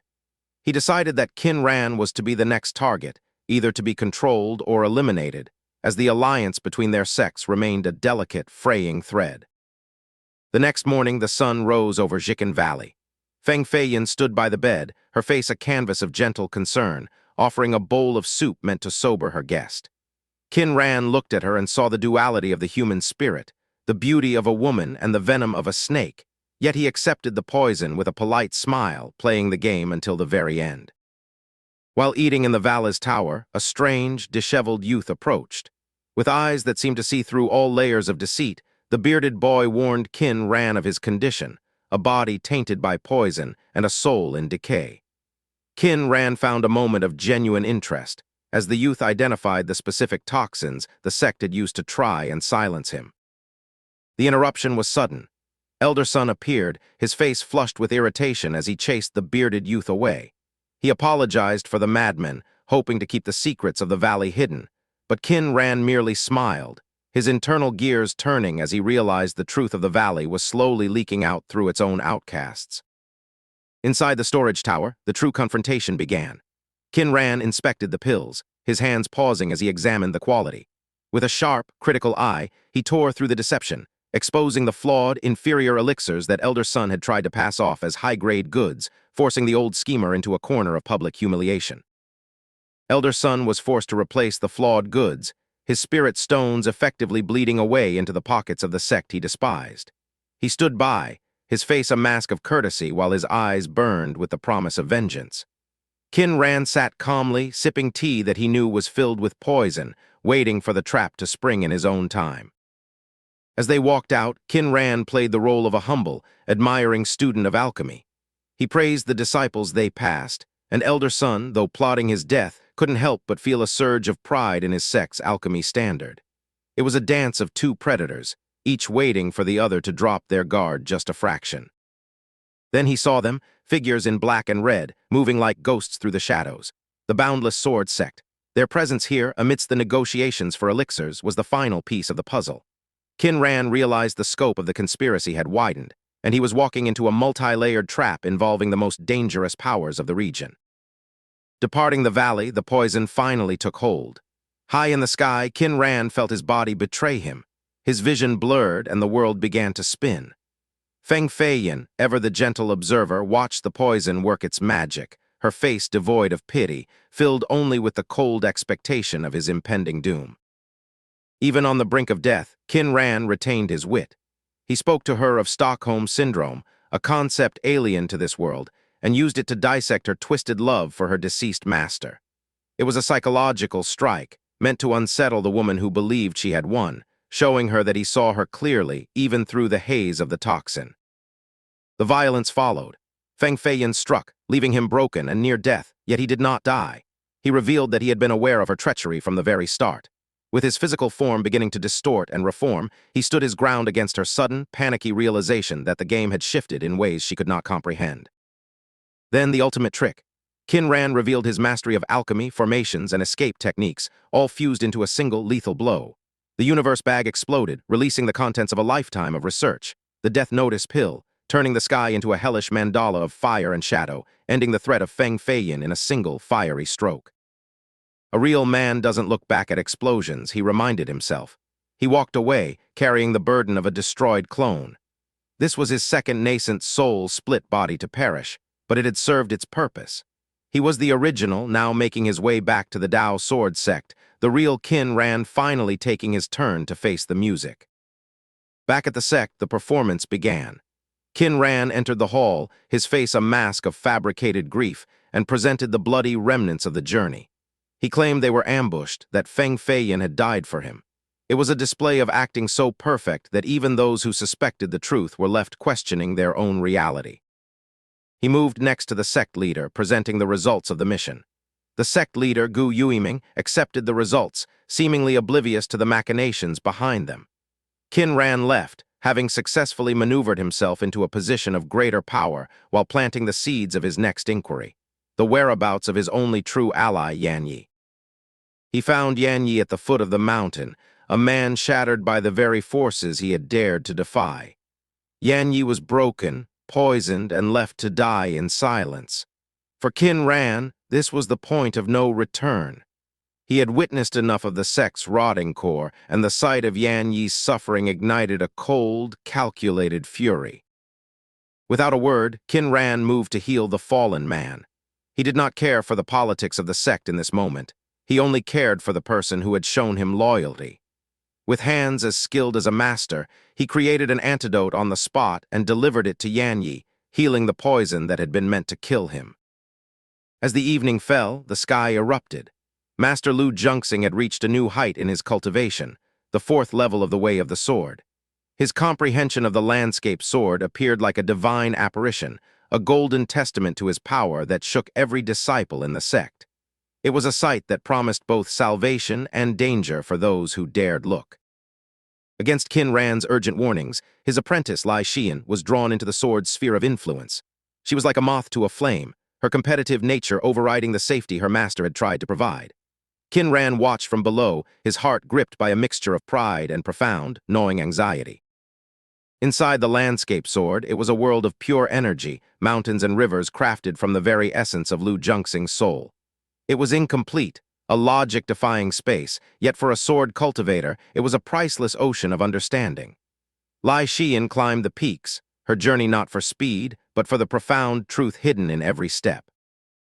The night of the Mid-Autumn Festival arrived, bringing warmth back to Dan Peak. The peak was lively, filled with friends and disciples, and for a moment the gloom of the sect felt distant. Lai Xian returned to her master's side, and in that embrace, Qin Ran found a rare moment of peace beneath the bright, full moon. Music filled the air as Qin Ran played a haunting, beautiful melody on his flute. Under the moon's silvery light, Lu Junxing danced with his own essence, a performance that surpassed mere physical movement. It was a night of reunions and fleeting joy, a fragile oasis before the storm that would inevitably descend upon them all. As the festivities waned, Qin Ran looked out from Dan Peak. He knew the world was as fragile as thin ice, and the stability he enjoyed was but a curtain hiding the oncoming disaster. He was cautious, he was manipulative, and he was preparing to survive. But for tonight, under the moonlight, he was simply a master watching over his apprentice, hoping against all odds that the dawn would bring a reason to keep fighting. In the shadow-filled halls of Qin Valley, Elder Sun plots the downfall of the unassuming Qin Ran, unaware that he is the one being drawn into a masterfully crafted trap. The web tightens around Yan Yi, a pawn caught between two powerful forces, his fate seemingly sealed by the machinations of the Qin Valley elders. Morning sunlight filters into the room, revealing the toll that external pressure has taken on the weary Yan Yi.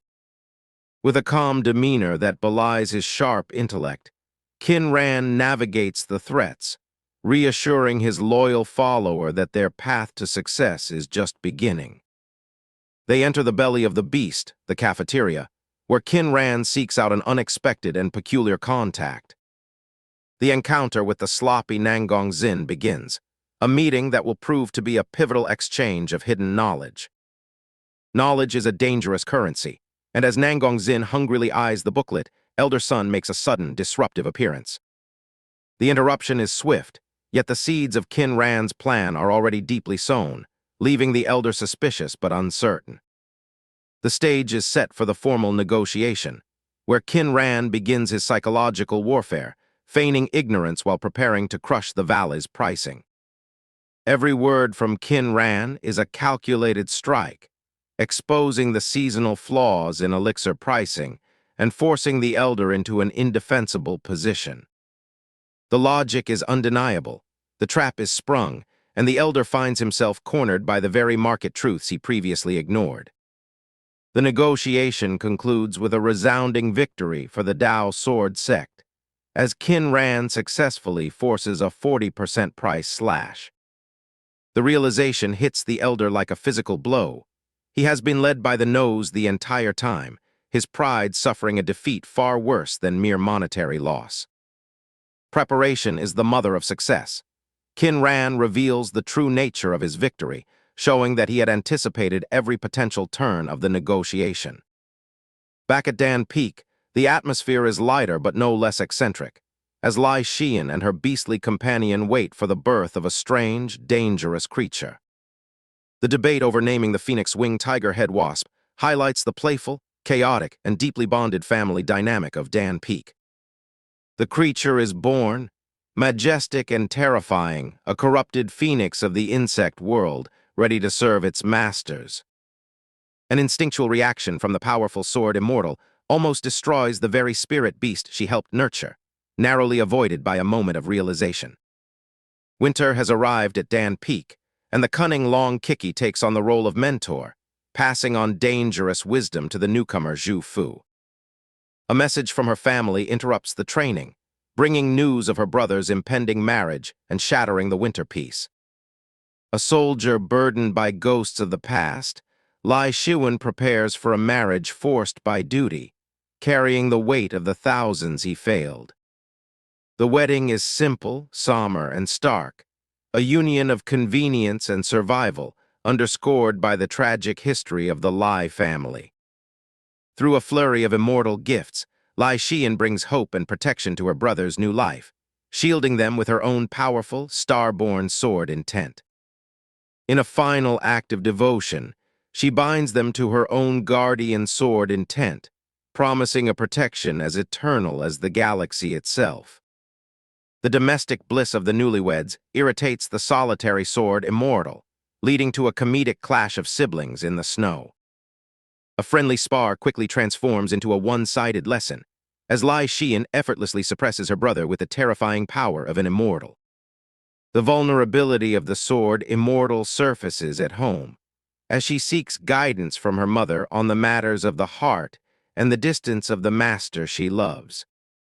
Shadows of war loom over North Chu, yet Lai Xian wanders the markets, oblivious to the encroaching threat as she worries about her own romantic prospects. The sword god returns, seeking a rematch to reclaim his lost glory, challenging the very immortal who outmatched him years ago. With a flick of her hand, the match ends as soon as it begins, proving that while time has passed, the gulf between their powers has only widened. As winter deepens, a new life begins, and with it, a final gift of sword Kai, a destiny written in steel for an unborn child. She leaves, believing it to be a simple parting, while her brother senses the finality of their farewell as the drums of war beat louder. Back at Dan Peak, she attempts to shed her tomboyish air for a more refined, wifely grace, only to be caught in the act by an audience of her laughing peers. The cycle continues. The master and apprentice find themselves at a threshold of destiny, with a new generation brought to their doorstep by the winds of war. The night of the siege began with a darkness that felt alive. Lai Xian, a man whose courage defied the very heavens, stood atop the wall of Wuyi City as the Qin army launched a relentless midnight assault. Exhausted and overwhelmed, Lai Xian faced certain death as the enemy cultivators hidden in the shadows finally made their move, striking at the warrior when he was most vulnerable. But fate, it seemed, had one more turn of the page. A mysterious purple sword light erupted from his own body, shielding the warrior and proving that the Lai family legacy was far more profound than any had guessed. Empowered by the mysterious force, Lai Xian unleashed a strike that defied his mortal limits, carving a path of destruction through the dark air as he struck back at the hidden cultivator. The blow was mortal, yet the cost was his own energy. Falling into the abyss of the battlefield below, Lai Xian let go of his regrets, believing his final duty as a soldier and brother was at an end. But he did not strike the ground. Instead, he felt familiar arms. Lai Xian had arrived, and her presence was as commanding as it was unexpected. With her brother secured, Lai Xian turned her gaze toward the 15 cultivators who thought they were the masters of this night, her eyes burning with a resolve that turned their mockery into silence. Before the laughter of the enemy could even fade, she was gone. A blur of motion in the darkness, she vanished, leaving them to realize too late that the hunter had become the prey. One by one they fell. A scream cut through the air, followed by a violent eruption of purple sword intent that tore an enemy apart from within, a grim firework signaling their doom. King Yuan, a golden core master, watched in horror as his own brethren were slaughtered. Forced to end his own junior's suffering, he looked into the darkness, finally recognizing the girl for what she was, a demon. The remaining 9 huddled together, fear gripping their hearts. They waited in the stillness, terrified of the shadow that haunted their every movement, waiting for the girl to reveal her position. She appeared not as a girl, but as a force of nature. With a cold voice that defied their combined power, she declared them nothing more than trash, her eyes glowing with the intensity of the stars. She called forth the celestial sword flight. The sky erupted in color, a massive collision of power that shattered their worldviews and broke the remaining enemy line in a single, devastating move. The battle turned, but at a cost. Wiping blood from her lips, she watched the remnants of the once-proud cloud heaven force scatter in terror, knowing that the hunt was far from over. Far away, the nascent soul master Zai Yi sat in stillness, believing his presence was enough. But the reports of his dying disciples forced him to rise, his confidence shaken by the impossible news. King Yuan thought his escape techniques were peerless, but he underestimated his pursuer. Lai Xian chased him with a terrifying persistence, her sword Kai closing the distance faster than he could run. Each strike shattered his defense. By the time the final blow landed, King Yuan was no longer fighting a human, but a celestial executioner, his life extinguished by her unwavering sword intent. But as she turned to pursue the others, she froze. A new presence emerged, far stronger than any she had faced. The primordial spirit master, Zai Yi, had arrived to claim his toll. Zai Yi looked upon the girl not as an enemy, but as a rare curiosity. He offered her a chance to serve him, unaware that the girl before him saw only a target to be overcome. The battle commenced with reckless ferocity. Lai Xian did not hesitate, her blade dancing in a lethal rhythm, forcing the mighty primordial spirit master to defend against her relentless, storm-like assault. Despite the wounds she carved into him, Zai Yi laughed. In a startling move, he shed his physical form, escaping the mortal coil to reveal his true, unharmed spirit in the distance. As the duel intensified, 2 more figures watched from the shadows. The masters of the boundless sword sect had arrived, their eyes filled with recognition and lethal intent. They recognized her. They demanded to know the identity of this girl who possessed such talent, their presence turning the already deadly battlefield into a trap for the young sword cultivator. Just as the darkness tightened around her, the profound underworld spirit tiger, chasing the wind, shattered the night. With one leap, he rescued Lai Xian and vanished back into the void. Safely on his back, Lai Xian realized her master's forethought. She had escaped the trap, saved by the tiger sent by the man who always seemed to know the path of the stars. They returned to Wuyi City. The city stood, though its heart was weary. The battle had reached a stalemate, the soldiers below moved by the will of their leaders rather than their own souls. Standing on the wall, her voice echoed like thunder across the ranks of Chuanqin. The invaders halted, stopped not by walls of stone, but by the weight of a name. Lai Xian, guardian of North Chu. Inside the safety of the city, she checked on her brother. Lai Xian lay in a deep, healing sleep, his life preserved by her hand, as the first light snowfall of winter arrived to shroud the city. Days turned into a cold, biting winter. Lai Zhan, aged by the burdens of war, spoke with his daughter, knowing their survival rested entirely on the strength of the sword she wielded. Then the gloom lifted. Walking down the corridor, Lai Xian's eyes brightened. Her master had finally arrived, a beacon of hope in the heart of the winter darkness. The meeting between master and father was calm, yet laden with weight. Qin Ran stood with the quiet demeanor of a scholar, a man whose presence signaled a shift in the war's tides. Qin Ran turned his attention to Lai Xian. With practiced precision, he purged the excess elixir power, saving the warrior from his sister's reckless, well-meaning attempts to heal him. Walking the streets, the cost of war was laid bare. Refugees huddled in the snow, a sight that burned with a quiet fire in Qin Ran's chest, deepening his resolve to end this conflict once and for all. Under the cover of disguise, Qin Ran infiltrated the enemy's heart. He saw not just a ragtag army, but an organized machine of conquest, guided by a commander whose defeat was essential to their survival. But a trap lay in wait. The black-cloaked mystic saw through his disguise, cursing him with dark, unseen power. Qin Ran, shattered and fleeing, carried the weight of a secret war back to the safety of Wuyi City. Following the disastrous retreat at the Hengduan Mountains, the conflict shifted. Lai Shiwen, now a general tasked with defending Wuyi City, stood watch as the world waited for the next move. Amidst the biting winter, Qin Ran and Lai Shiyan arrived to offer crucial intelligence about the stalemate. Qin Ran revealed that the boundless sword sect's cultivators had been neutralized, forcing a temporary cessation of hostilities. Lai Shiwen, a man who once imagined Qin Ran as a distant, legendary strategist, found himself baffled by the simple, human reasons behind their collaboration. The towering sword aura remained as the city's sentinel, a manifestation of Lai Shiyan's immense power that deterred the enemy from launching further assaults before the spring thaw. Qin Ran saw the truth beneath the surface. This was not merely a territorial war, but the beginning of an avalanche, the momentum of Xuanqin's rise, destined to consume the realm unless suppressed immediately. Victory, Qin Ran understood, could only be found by seizing the initiative and shattering the enemy's momentum before the cloud, heaven sect, brought their full, overwhelming force to bear. Driven by a curiosity to understand the man behind the grand ambition, Qin Ran left Wuyi City. He flew toward the heart of the enemy, witnessing the brutal, hollowed-out remnants of a countryside ravaged by the cold and war. As the harsh winter night closed in, Qin Ran descended into a village near the Xuanqin border, disguising himself as a weary old traveler to find shelter and observe the domestic life of the enemy nation. The village was deathly still, devoid of life on the streets.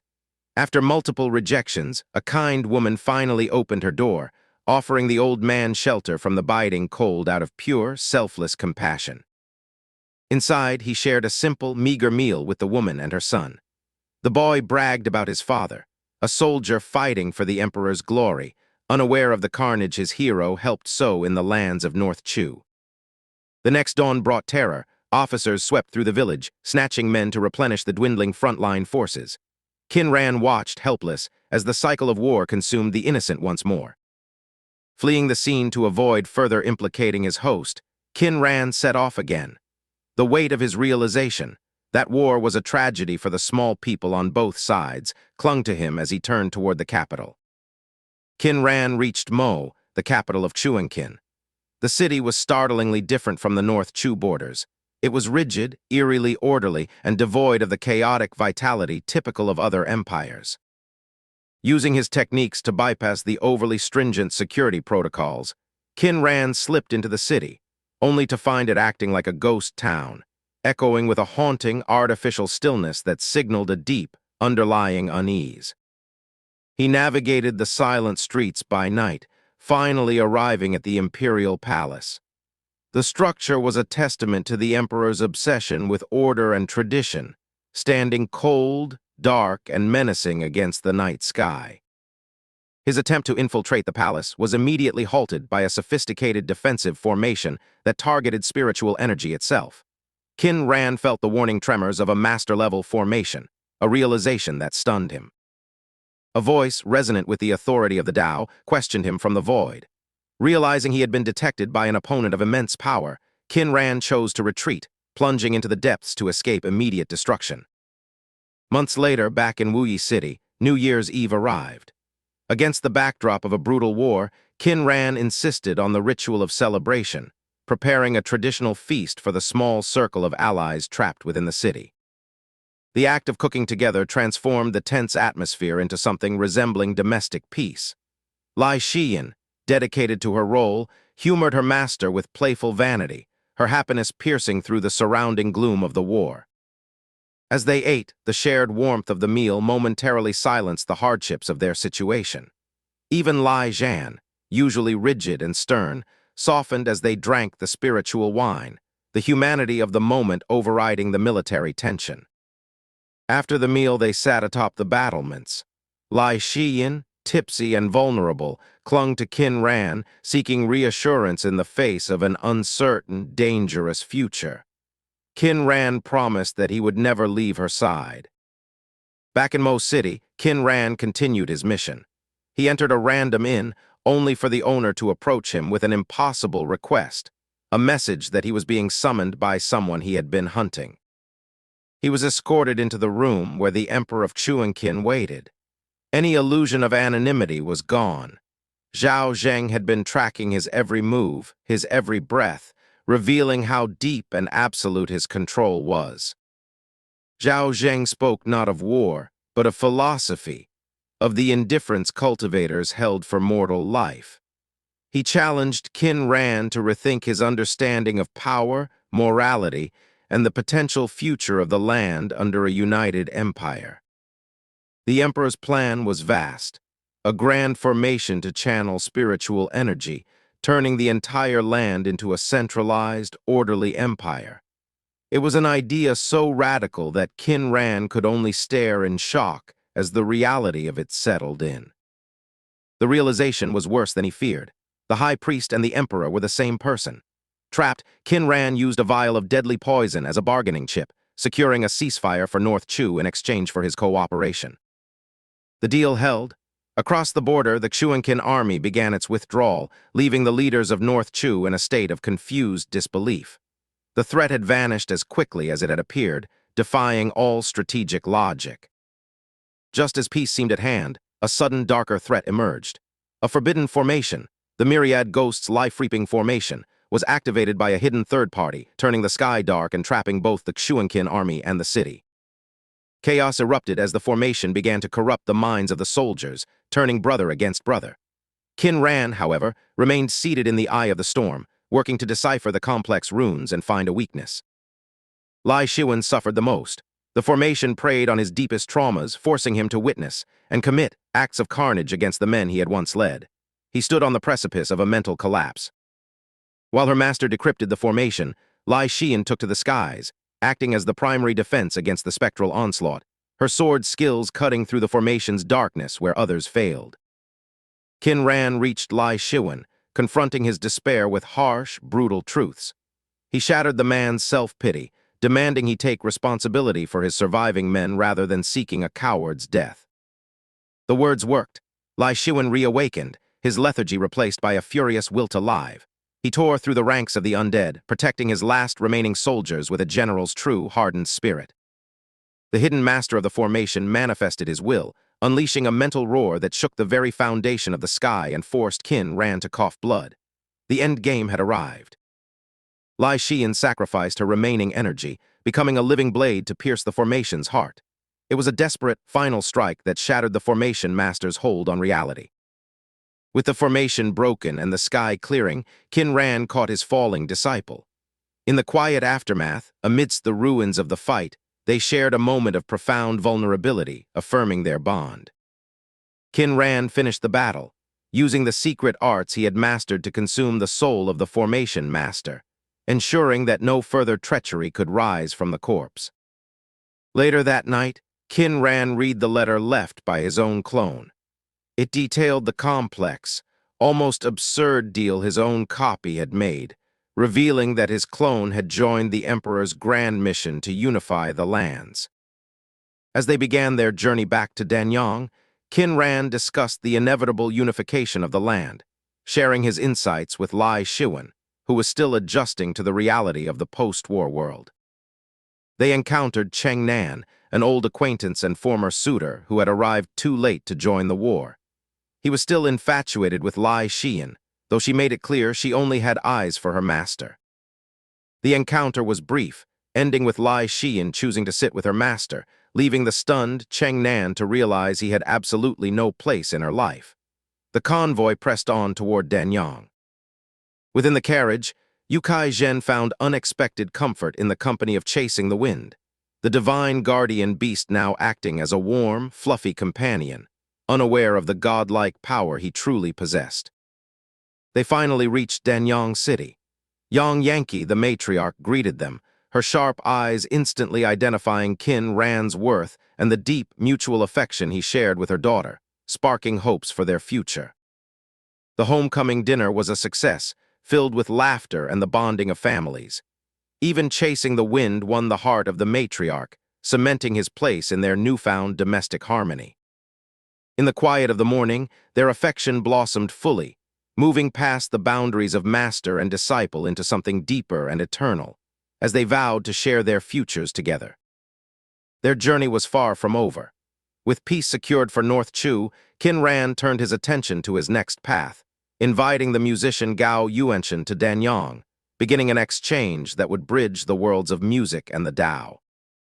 Qin Ran, a man burdened by the responsibilities of his sect and his peculiar, talkative feline companion, finds himself caught in a domestic dispute. Chasing the wind, a powerful demon beast, has grown overly comfortable in the luxury of the Lai household and refuses to return to the humble life of Dan Peak. The domestic drama intensifies as young Yankee steps in, blinded by the adorable facade of the demon cat. Qin Ran feels the sting of favoritism, realizing that in this house, the cat's cuteness carries more weight than his authority as a master. Amidst the chaos, the emotional farewell between Lai Shiwen and Yu Kai-zhen unfolds. Their bond is deep, forged in the fires of war, yet they must prepare to part ways, hoping to reunite with their young son, Lai An, who has been held safe at Dan Peak. Realizing that his reluctance is futile, the great spirit beast chasing the wind prepares for his true transformation. He demands everyone step back as he sheds his feline guise to embrace his formidable, majestic tiger form. With a thunderous tremor, the courtyard is consumed by the massive white tiger. Though the beast is fearsome, the familiar, gentle eyes of chasing the wind remain, much to the delight and relief of young Yankee. Before departure, Qin Ran delivers a final, heavy warning to Lai Shiwen. The unification of the land of immortal legacy by Xuanqin is inevitable. He urges the Lai family to align their interests wisely, ensuring their survival even if the kingdom falls. The journey back to Dan Peak begins. As the colossal tiger tears through the heavens, the long-separated mother, Yu Kai-zhen, clings on, her heart racing with the anticipation of finally seeing her child.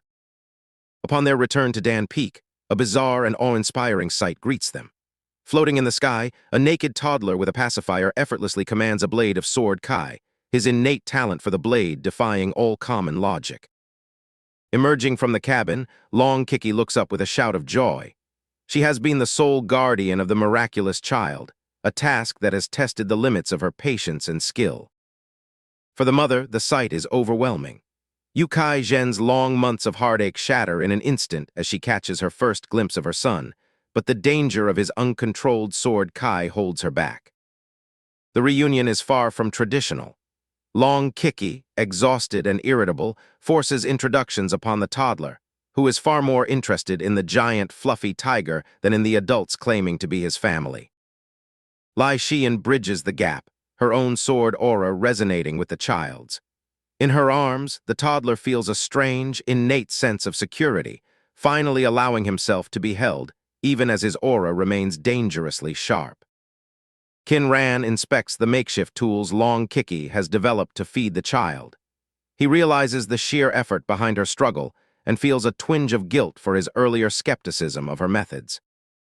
Finally, the moment of physical contact arrives. Yu Kai-zhen holds her son, her touch gentle and expert, exuding a maternal radiance that even the child seems to recognize, despite his confusion. Tragedy narrowly strikes. As the protective restraint is lifted, the child's raw, chaotic sword energy flares uncontrollably. Lai Shiyan reacts with lightning speed to snatch him away, but the damage is already done. With medical precision, Qin Ran intervenes, administering a healing pill to the wounded mother. While her physical injuries are external and treatable, the emotional toll of her perceived failure as a mother weighs heavily on her heart. Under the cover of night, Qin Ran delves into the forbidden. He meticulously copies the soul-seizing technique stolen from the black-robed man, seeking to understand the dark arts that nearly cost him his life in Wuyi City. The more he learns, the more the enigma of Emperor Zhao Zheng grows. How could a mortal monarch grant such terrifying power to a eunuch? Qin Ran begins to realize that the forces of Xuanqin are far more ancient and dangerous than he dared to believe. He successfully derives usable spells from the forbidden texts, including soul-searching and soul-fusion techniques.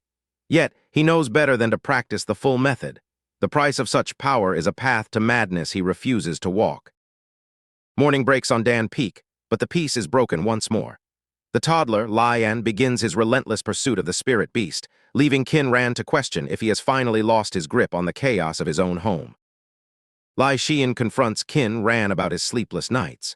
Their interaction is marked by a deep, unspoken familiarity, a realization that the master and his foolish disciple have evolved into something far more intricate. Guided by Qin Ran's wisdom, Lai Xian resolves to teach the child how to harness his innate sword talent. It is a mirror to her own past, a circle of mentorship that brings a sense of pride to her master. The training begins on the grass. Lai Xian plays the strict teacher, a stark contrast to her usual softness. She knows that for the child to survive, he must learn to be the master of his power, not its slave. Qin Ran shifts his focus to the Chief Alchemy Hall. His arrival creates an immediate shift in atmosphere. He is no longer the absent elder, but a stern instructor demanding accountability and progress from his students.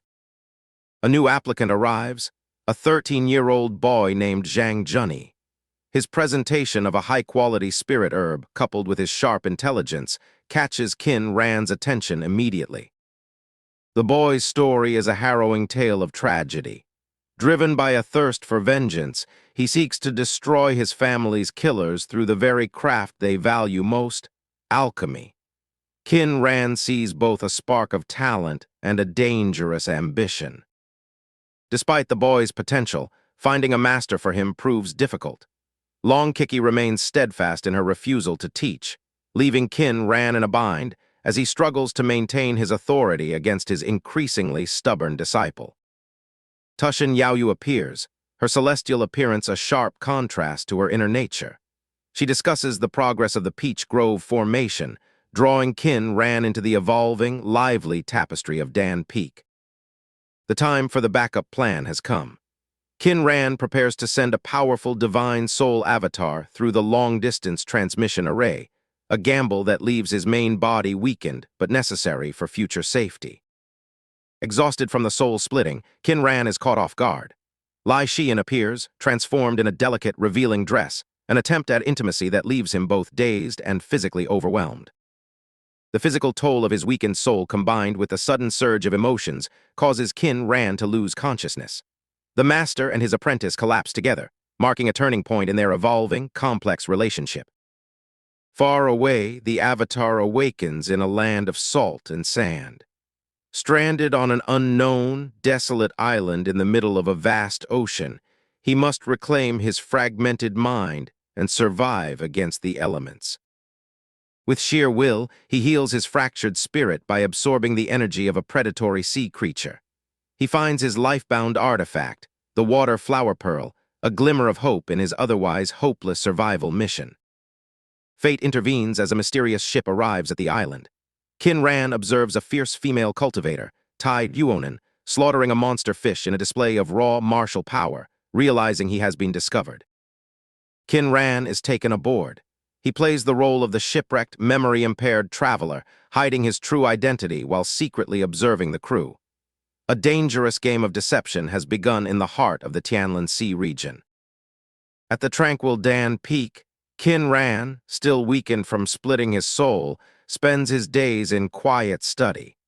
He finds an unlikely companion in the tree spirit Liu Xiaoji, who watches him from the willow branches above.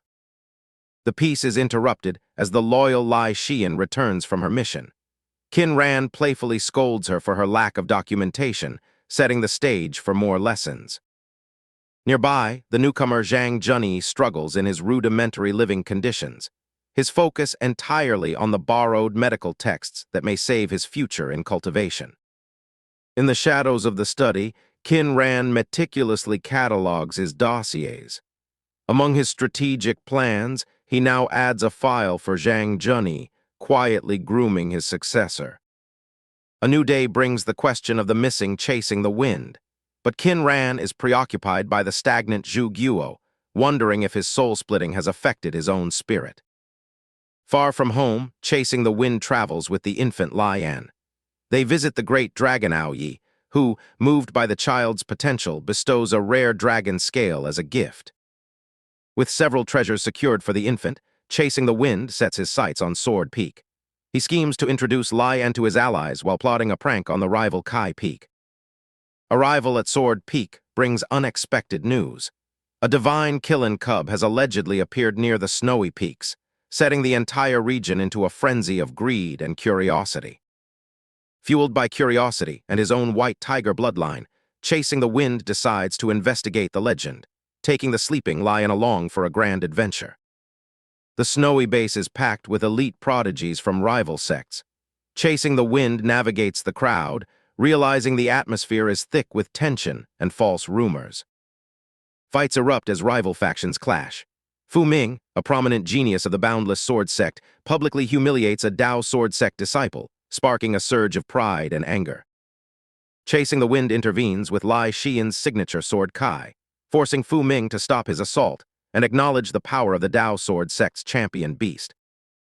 The chaos spreads. Chasing the Wind spots an outer disciple in danger against Kong Xuan's trickery and bellows a warning, saving his ally from a fatal trap. Kong Xuan's sword tricks fail against the tiger's raw strength. Chasing the Wind smashes him into the terrain, proving that brute force can overcome mysterious techniques. Suddenly, a majestic Qin appears above the mountain, radiating an aura of divinity that silences the crowd. Greed overcomes the cultivators as they rush forward. Chasing the Wind realizes the Qin is a fake.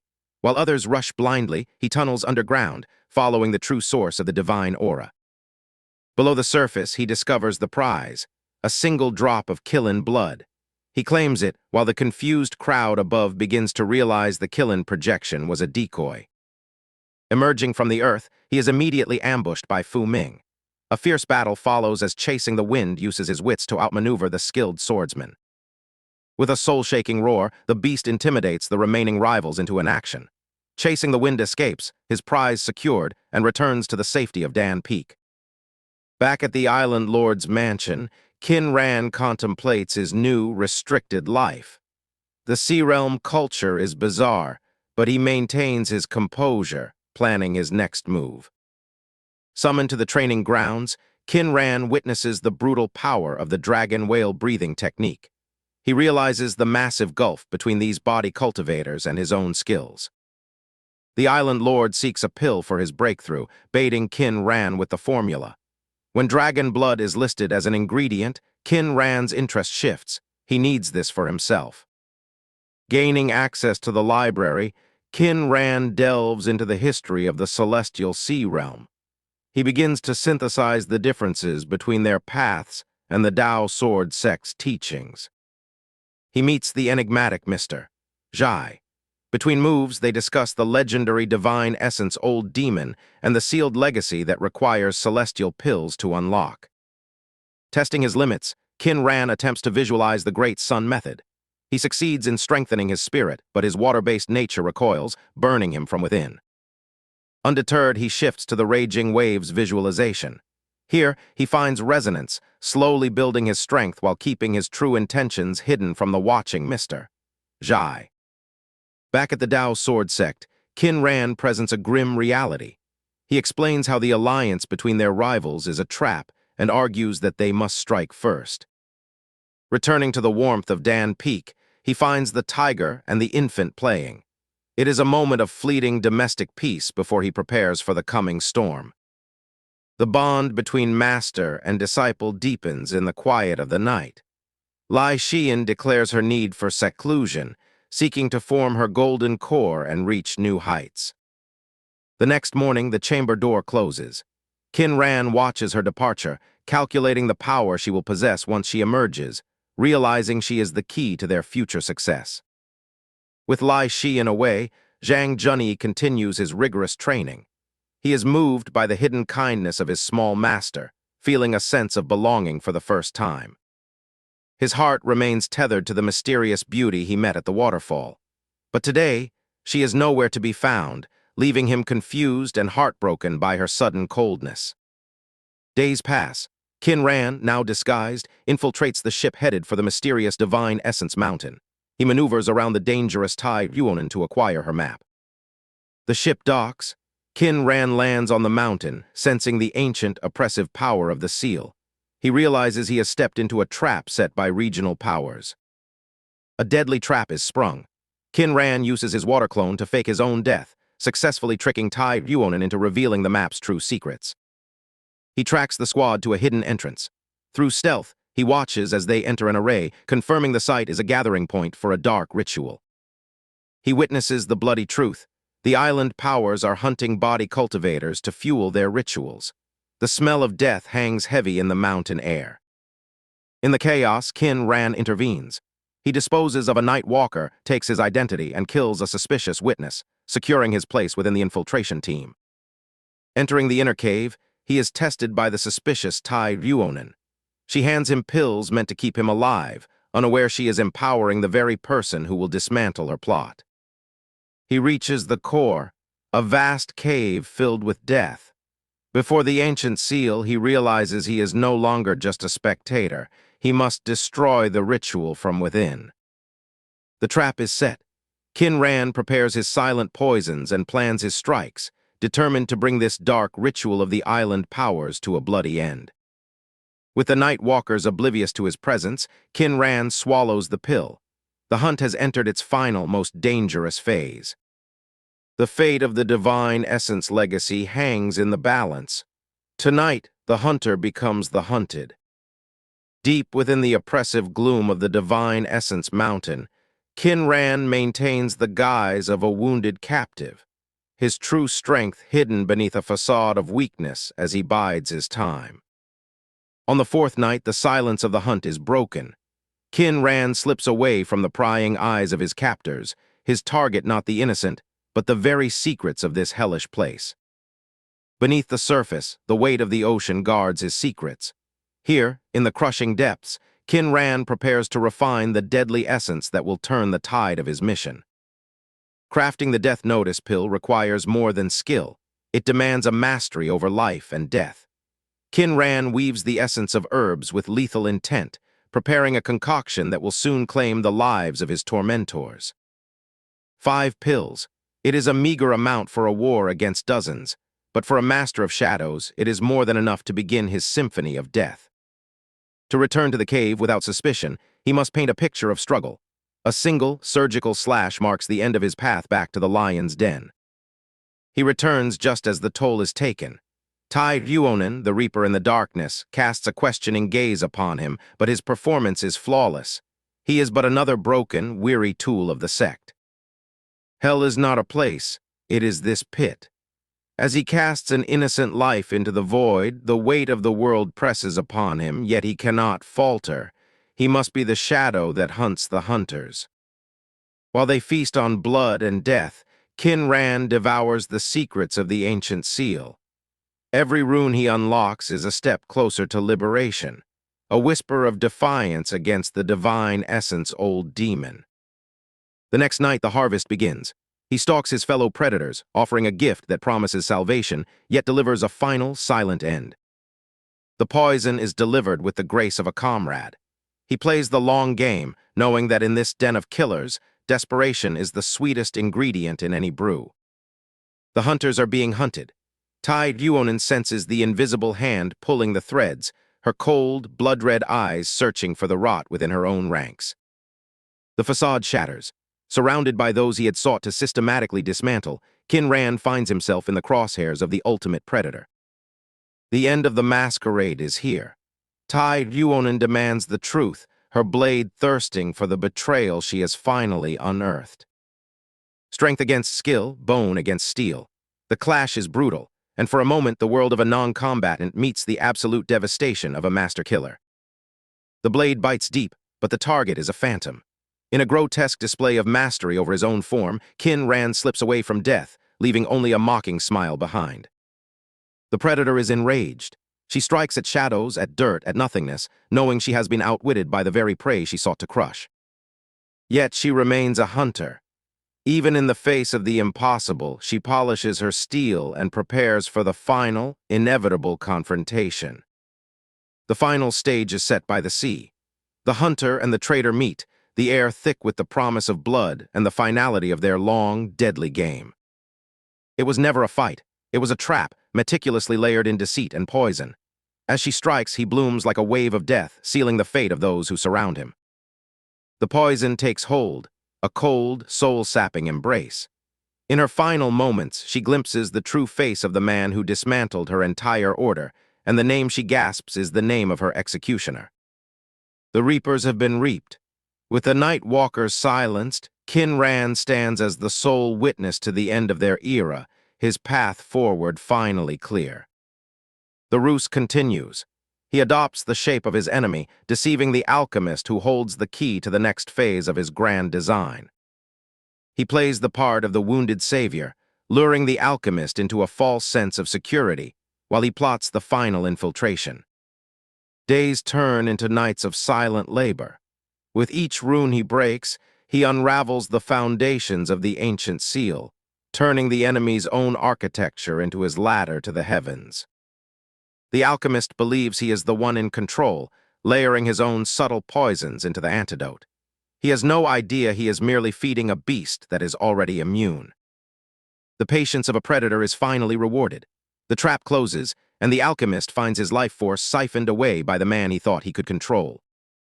Lai Feiyu, the name is a shadow that precedes his true identity. As the alchemist's life fades, he realizes he has been played by a master of the game. A moment of silence for the pawns lost in this deadly game. He has fulfilled his promise to kill them all, yet the cost is a burden only he can carry. The stage is set for the final act. A clone, a reflection of the enemy, ascends to the inner sanctum, acting as the perfect bait for the final guardians. He pushes past the barrier of the hidden room, the light of the inner chamber revealing the final treasures and the ultimate resistance. Elder Zuo, the final shield of the Yuan organization, stands ready. But even a titan of power cannot hold back a tide that has already been poisoned. The mastermind arrives. Mr. Zhai, ever the cultured serpent, finally emerges to watch the climax of the disaster he helped cultivate. He sacrifices his own vessel to ruin the work of ages. As the evil blood cascades onto the walls, the seal of divine essence mountain begins to fracture. Another strike, another phantom. He escapes into the very heart of the formation he has painstakingly deconstructed, leaving Mr. Zhai empty-handed. Far from the sea's chaos, life on Dan Peak moves in a slow, steady rhythm. The young Zhang Junyi studies, unknowingly preparing to inherit a legacy built on blood and stone.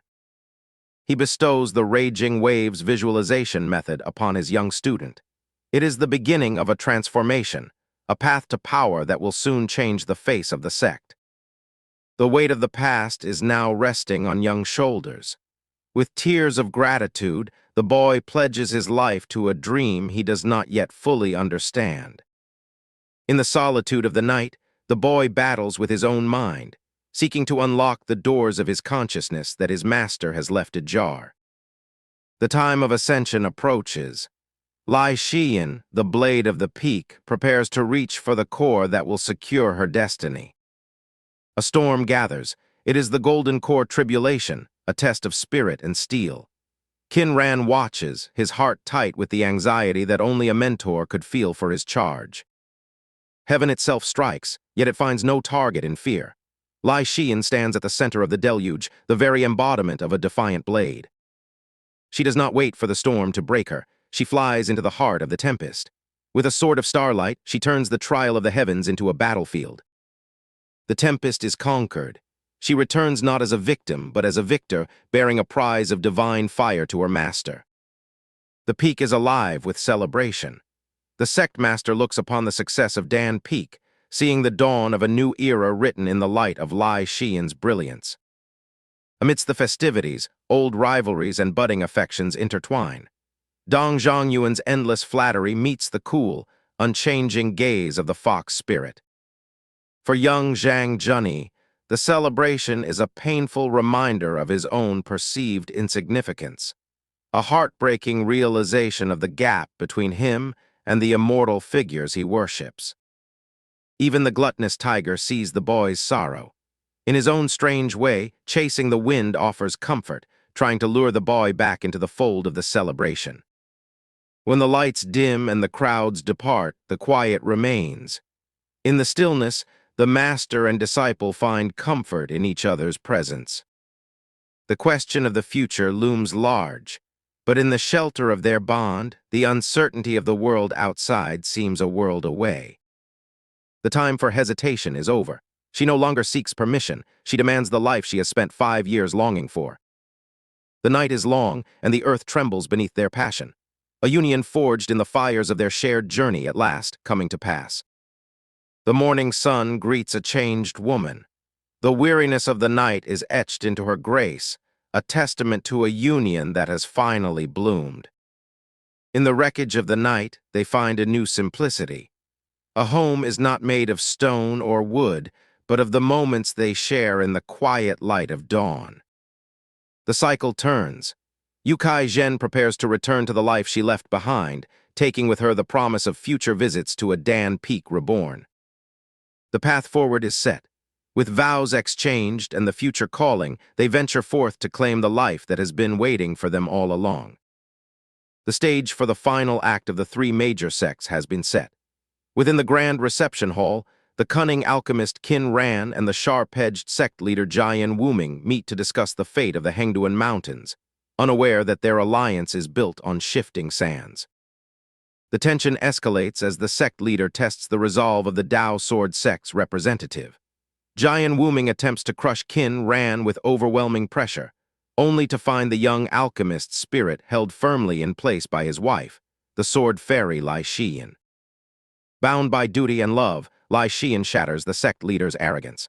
A single flicker of her blade forces a seasoned master to retreat, proving that even in the den of the sword masters, the Dao Sword sect possesses formidable teeth.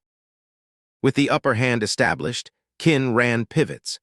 He proposes a sparring match, not out of malice, but to weave a complex web of psychological warfare that would paint the boundless sword sect into a corner of its own making. News travels like wildfire through the sect. The disciples are incensed, their pride insulted, they prepare for a battle of honor. They do not realize they are merely pieces on a board, moved by the silent machinations of a man they deem unworthy. Lai Shiyan senses her master's hand in the chaos. The stakes are no longer just a spar, but the very reputation of the boundless sword sect. Her master's genius lies not in his strength, but in his ability to make his enemies defeat themselves. In the arena, the twin sisters face the crushing weight of public scrutiny. The psychological pressure of thousands of hostile eyes begins to unravel their resolve, a vital lesson Qin Ran believes is necessary for their growth. The opponents arrive, a perfectly synced couple whose every move is designed to dismantle the sisters' resonance. The battle is already tilted by the environment, leaving the sisters struggling to maintain their defense. Seeing the sisters broken, Lai Shiyan intervenes. With a swift movement, she ends the farce and claims the stage. She cares little for the mockery of the crowd, as she intends to silence them all with her own blade. Her presence is a monolith of calm in a sea of noise. The bravado of the crowd dies instantly as she prepares for battle, her aura alone proving that the Dao Sword sect does not lack for true warriors. The sect leaders watch, their masks of indifference slipping. They realize the depth of the trap. The pride of the boundless sword sect is at stake, and the gambler in the main seat must now play his strongest card. Enter Sikong Changhen, the invincible force beneath the primordial spirit realm. He is the boundless sword sect's response to Lai Shiyan. He carries the sword core, a technique that sacrifices the future for a moment of absolute lethal perfection. The clash of techniques begins. While Sikong relies on a self-destructive kill strike, Lai Shiyan calls upon the celestial soaring immortal. It is a battle of philosophy, the sacrifice of one's future against the grace of a perfected path. Sikong's desperate gamble fails. Lai Shiyan stands unmoving as the starlight sword descends like a celestial judgment. The arena falls silent. The invincible has been humbled by a single crushing blow. An external hand intervenes, preventing the inevitable death. But the rules have been broken, and the shame is absolute. The arena has become a witness to a lost glory, and now the true confrontation must begin. Lai Shiyan retreats, leaving the stage to Lu Junxing. He is the undefeated, the foremost expert of their generation. His entrance brings a new level of pressure as he faces the man who dared to break the sanctity of the duel. Bu Tianming, the ruthless seeker of power, stands against Lu Junxing. He has waited decades for this moment, not for personal glory, but to solidify his sect's name as the only true holy land of the sword. The battle ascends. Bu Tianming unleashes the chaos of the sword, flooding the sky with blood-tinged energy, but Lu Junxing remains as steady as the earth beneath them, his defense a work of artistic perfection. Lu Junxing unveils the painting of all mountains and rivers. It is not just a technique, but a manifestation of mastery. Bu Tianming's chaotic blades are absorbed into the landscape, rendering his aggression futile against such refined control. In a final act of desperation, Bu Tianming attempts a blood sacrifice, but Lu Junxing halts him mid-strike. A life is spared, but the spirit is shattered. The boundless sword sect's strongest hope falls, marking a total psychological defeat. The sparring is over, but the true war begins in the silence of the reception hall. Qin Ran lays bare the reality of their situation. A precarious tripod where, once one leg is removed, the remaining two will inevitably consume each other. Jian Wuming sees the abyss beneath his feet. The boundless sword sect, once a tool for Qin Valley, has been exposed as a hollow shell. Qin Ran offers a new order, a vision of the future that the sect leader in his desperation is forced to accept. The negotiations are sealed, but the victory is bitter.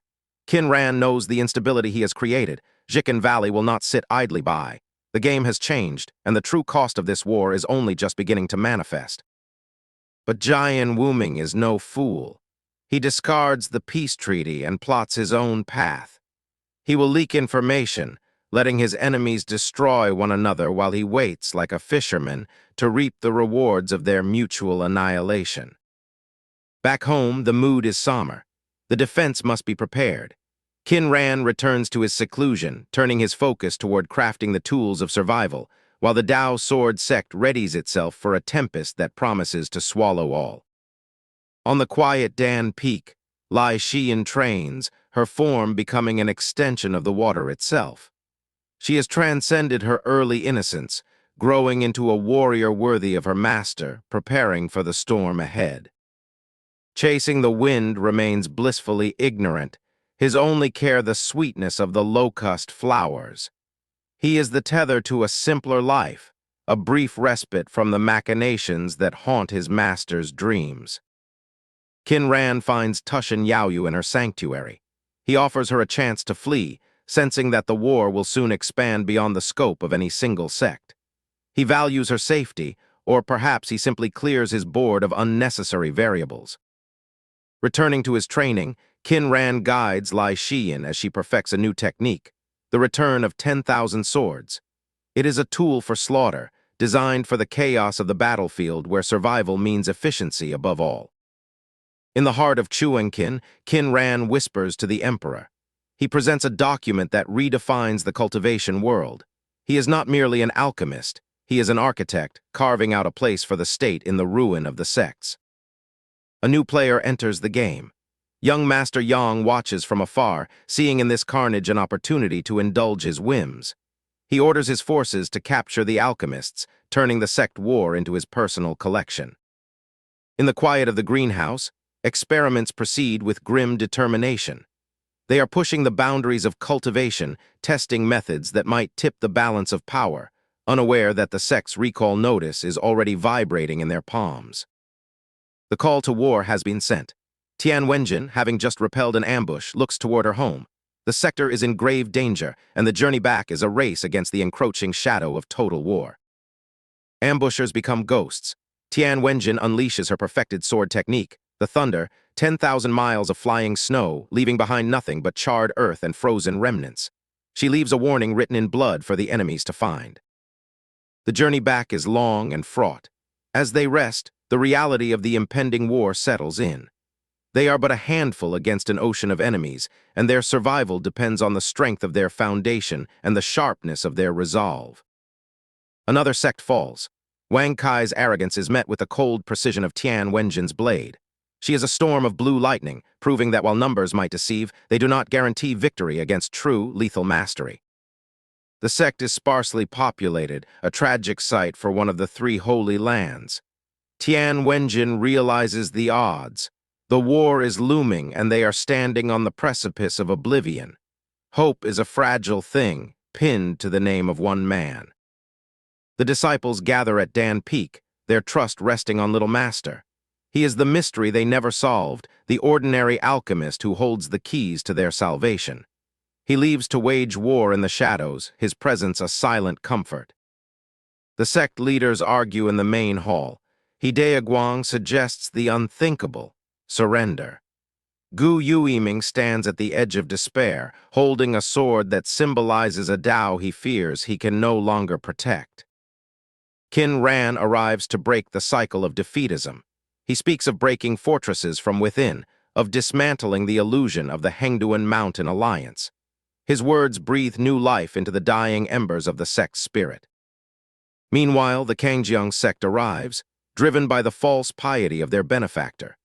They are bodies tempered in steel, blinded by the gratitude of medicinal dependency, charging headlong into a trap laid by the alchemists of Qin Valley. The Tianlin spirit sect marches to their graves.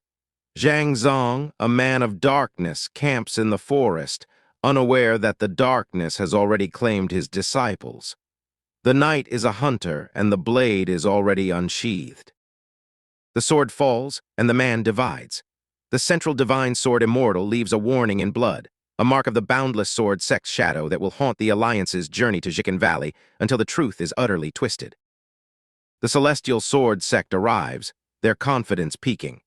They see themselves as the true champions, destined to replace the boundless sword sect, unaware that they are entering a killing zone where even the strongest are but lambs. Yu Qingshan fights a phantom.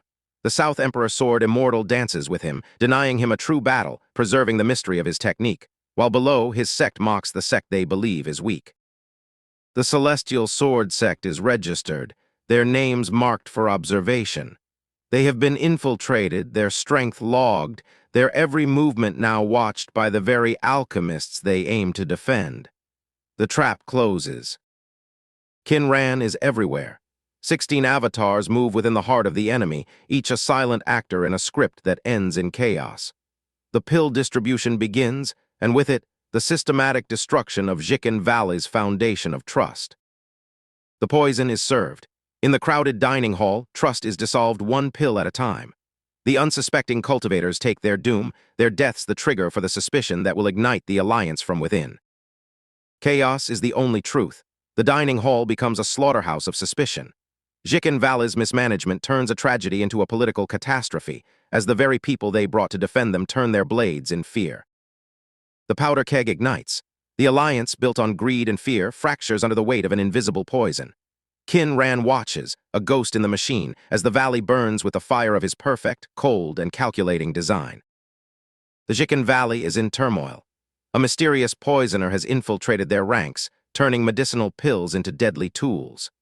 Valley Master Q Huahui reels from the betrayal, realizing her own security has been compromised by an impostor, as the sect teeters on the brink of chaotic war. Sun Yicheng urges the Valley Master to abandon the failing schemes of management and instead weaponize the outer sect disciples. They decide to treat the gathered cultivators as cannon fodder for the upcoming assault on the Tao sword sect. The puppet master, Lengye, infiltrates the celestial sword sect. He manipulates the elder Wu Lan, painting a picture of Qin Valley's immense wealth to turn their blade toward the very people they are sworn to support. Chaos erupts as the cultivators, stirred by the promise of justice and gold, swarm the skies of Qin Valley.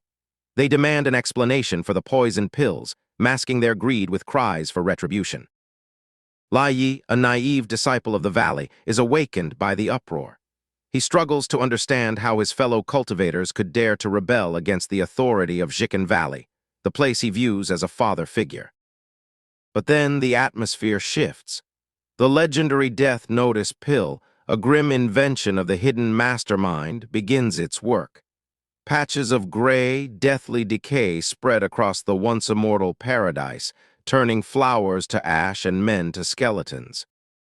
The valley descends into madness. Cultivators slaughter one another, blinded by terror and greed.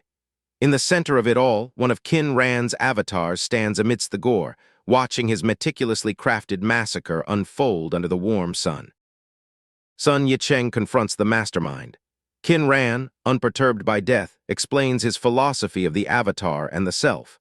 As his avatar fades, he leaves a final, chilling promise that he will be waiting at the Dao Sword sect.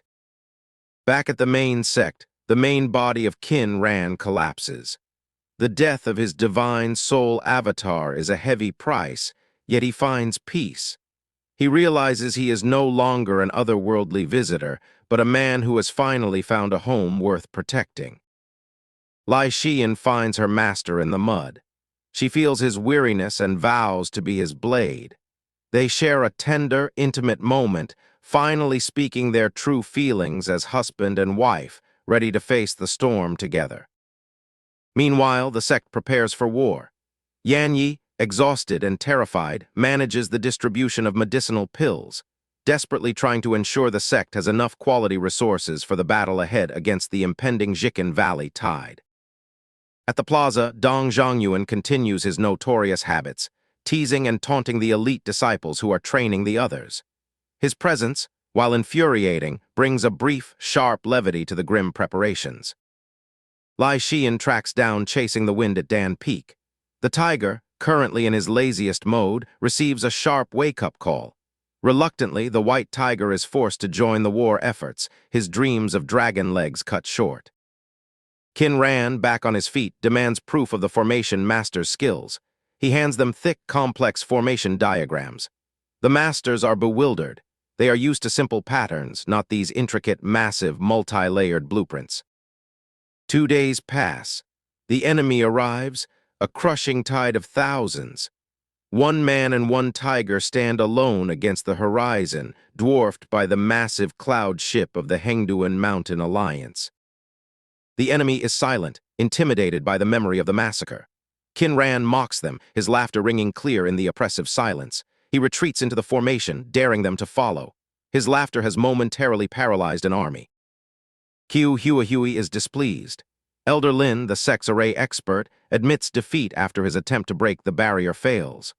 Pressed by the Valley Master, he demands 7 days and an all-out assault from their forces. 8 life gates open. Lu Zion of Qin Valley enters the Starscape formation and challenges Lai Xian. He boasts of his inherited powers, but she cuts him down with the sharp philosophy of an original sword Dao. In the Thunder Space, Tian Wenjin faces Fu Ming. Their battle is a whirlwind of blue lightning and gray sword energy, a clash between the swiftness of thunder and the boundless expanse of the sword. Within the mountain gate, Lai Yi faces Liu Tu. It is a brutal test of raw physical strength and earth attribute manipulation. After losing an arm, Lai Yi chooses to escape, leaving the battlefield with his life. Zhang Wei, a nascent soul cultivator, attacks with overwhelming numbers of flying swords. Lai Xian fights back with desperate courage, her inner armor blocking the fatal hits that would have otherwise ended her life. Bloodied and exhausted, Lai Xian stands her ground. She ties her hair, preparing for the final strike. She gambles her entire life on a single blow against the nascent soul cultivator. With the strength of the stars, Lai Xian executes the sky outside flying immortal. Her sword aura shatters Zhang Wei's array and sword, landing a critical blow that disables the nascent soul master. After defeating Yu Qingshan, Tian Wenjin exits the formation. She meets Huang Feiyu, who attempts to mend their past with pills and techniques. She remains cold, her heart now as still as the path she has chosen. In the Earthgate, Zhang Yan is finally defeated. She is caught in Yao Kink's trap, her power drained by poison and the relentless mosquito-like attacks of the forest. She falls to the vines, fully subdued.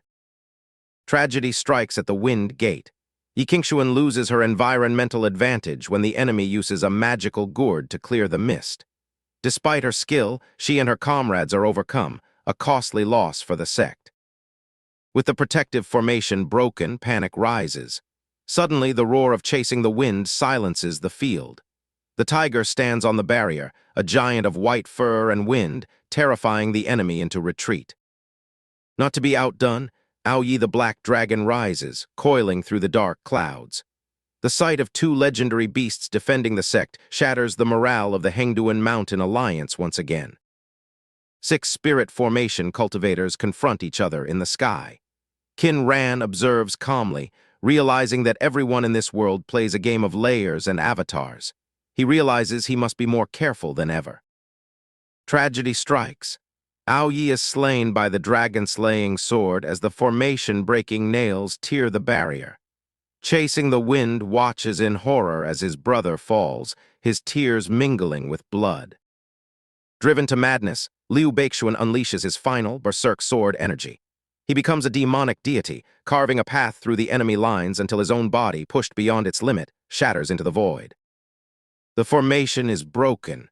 Chasing the Wind returns, heartbroken and furious, demanding answers from Qin Ran. He cannot understand why they let them die until his master reveals the truth. This war involves hidden players far beyond the Hengduan alliance. Aoyi is bound, his scales stripped by the dragon-slaying sword. The 5 nascent soul cultivators have overwhelmed him, using talismans and artifacts specifically forged for this moment, a trap set long ago. The Guardian Mountain formation finally collapses. Huihui, seeing the immense toll of the battle, orders a full-scale assault. There will be no more skirmishes, only the final, brutal destruction of the Dao Sword sect. The battle leaves only a few survivors to guard the peak. Liu Beixian accepts his loss with the grit of a true veteran. The Dao Sword sect prepares for its final stand, the air heavy with the scent of blood. Despite the grief, Chasing the Wind refuses to yield. He taunts the enemy with vulgar insults and daring strikes, playing a deadly game of cat and mouse to delay the inevitable for as long as possible. In the safety of Dan Peak, the master and his student find a quiet moment amidst the carnage. It is not cold-heartedness, but the grim necessity of war. Qin Ran prepares his next move, knowing the true players are yet to show their hand. He strikes again, snatching an enemy cultivator in a blur of black shadow. The Hengduan alliance trembles. They fear the white tiger more than any spell, realizing that in this forest, every shadow might be their end. The truth is laid bare. The war is not just about the alliance, but about the survival of the sect against unseen, hidden forces.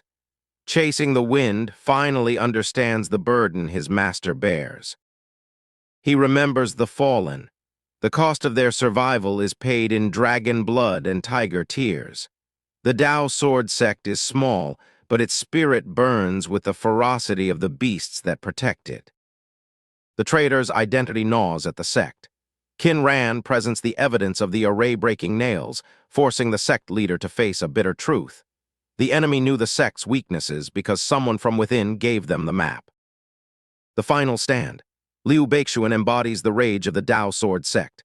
He carves a path of destruction, ensuring that every enemy pays a heavy price before the formation finally yields to the onslaught.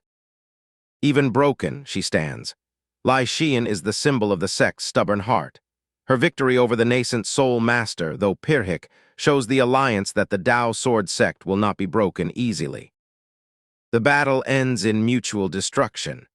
Tian Wenjin walks away, her form a silhouette of cold resolve. She has won, but the cost was an opponent worthy of respect, a memory that will stay with her in the lonely path she chose. Amidst the chaos, Dan Peak remains a testament to resilience. Long Kiki runs her infirmary with iron claws, pushing her disciples to learn the art of saving lives while death knocks at the sect's very doorstep.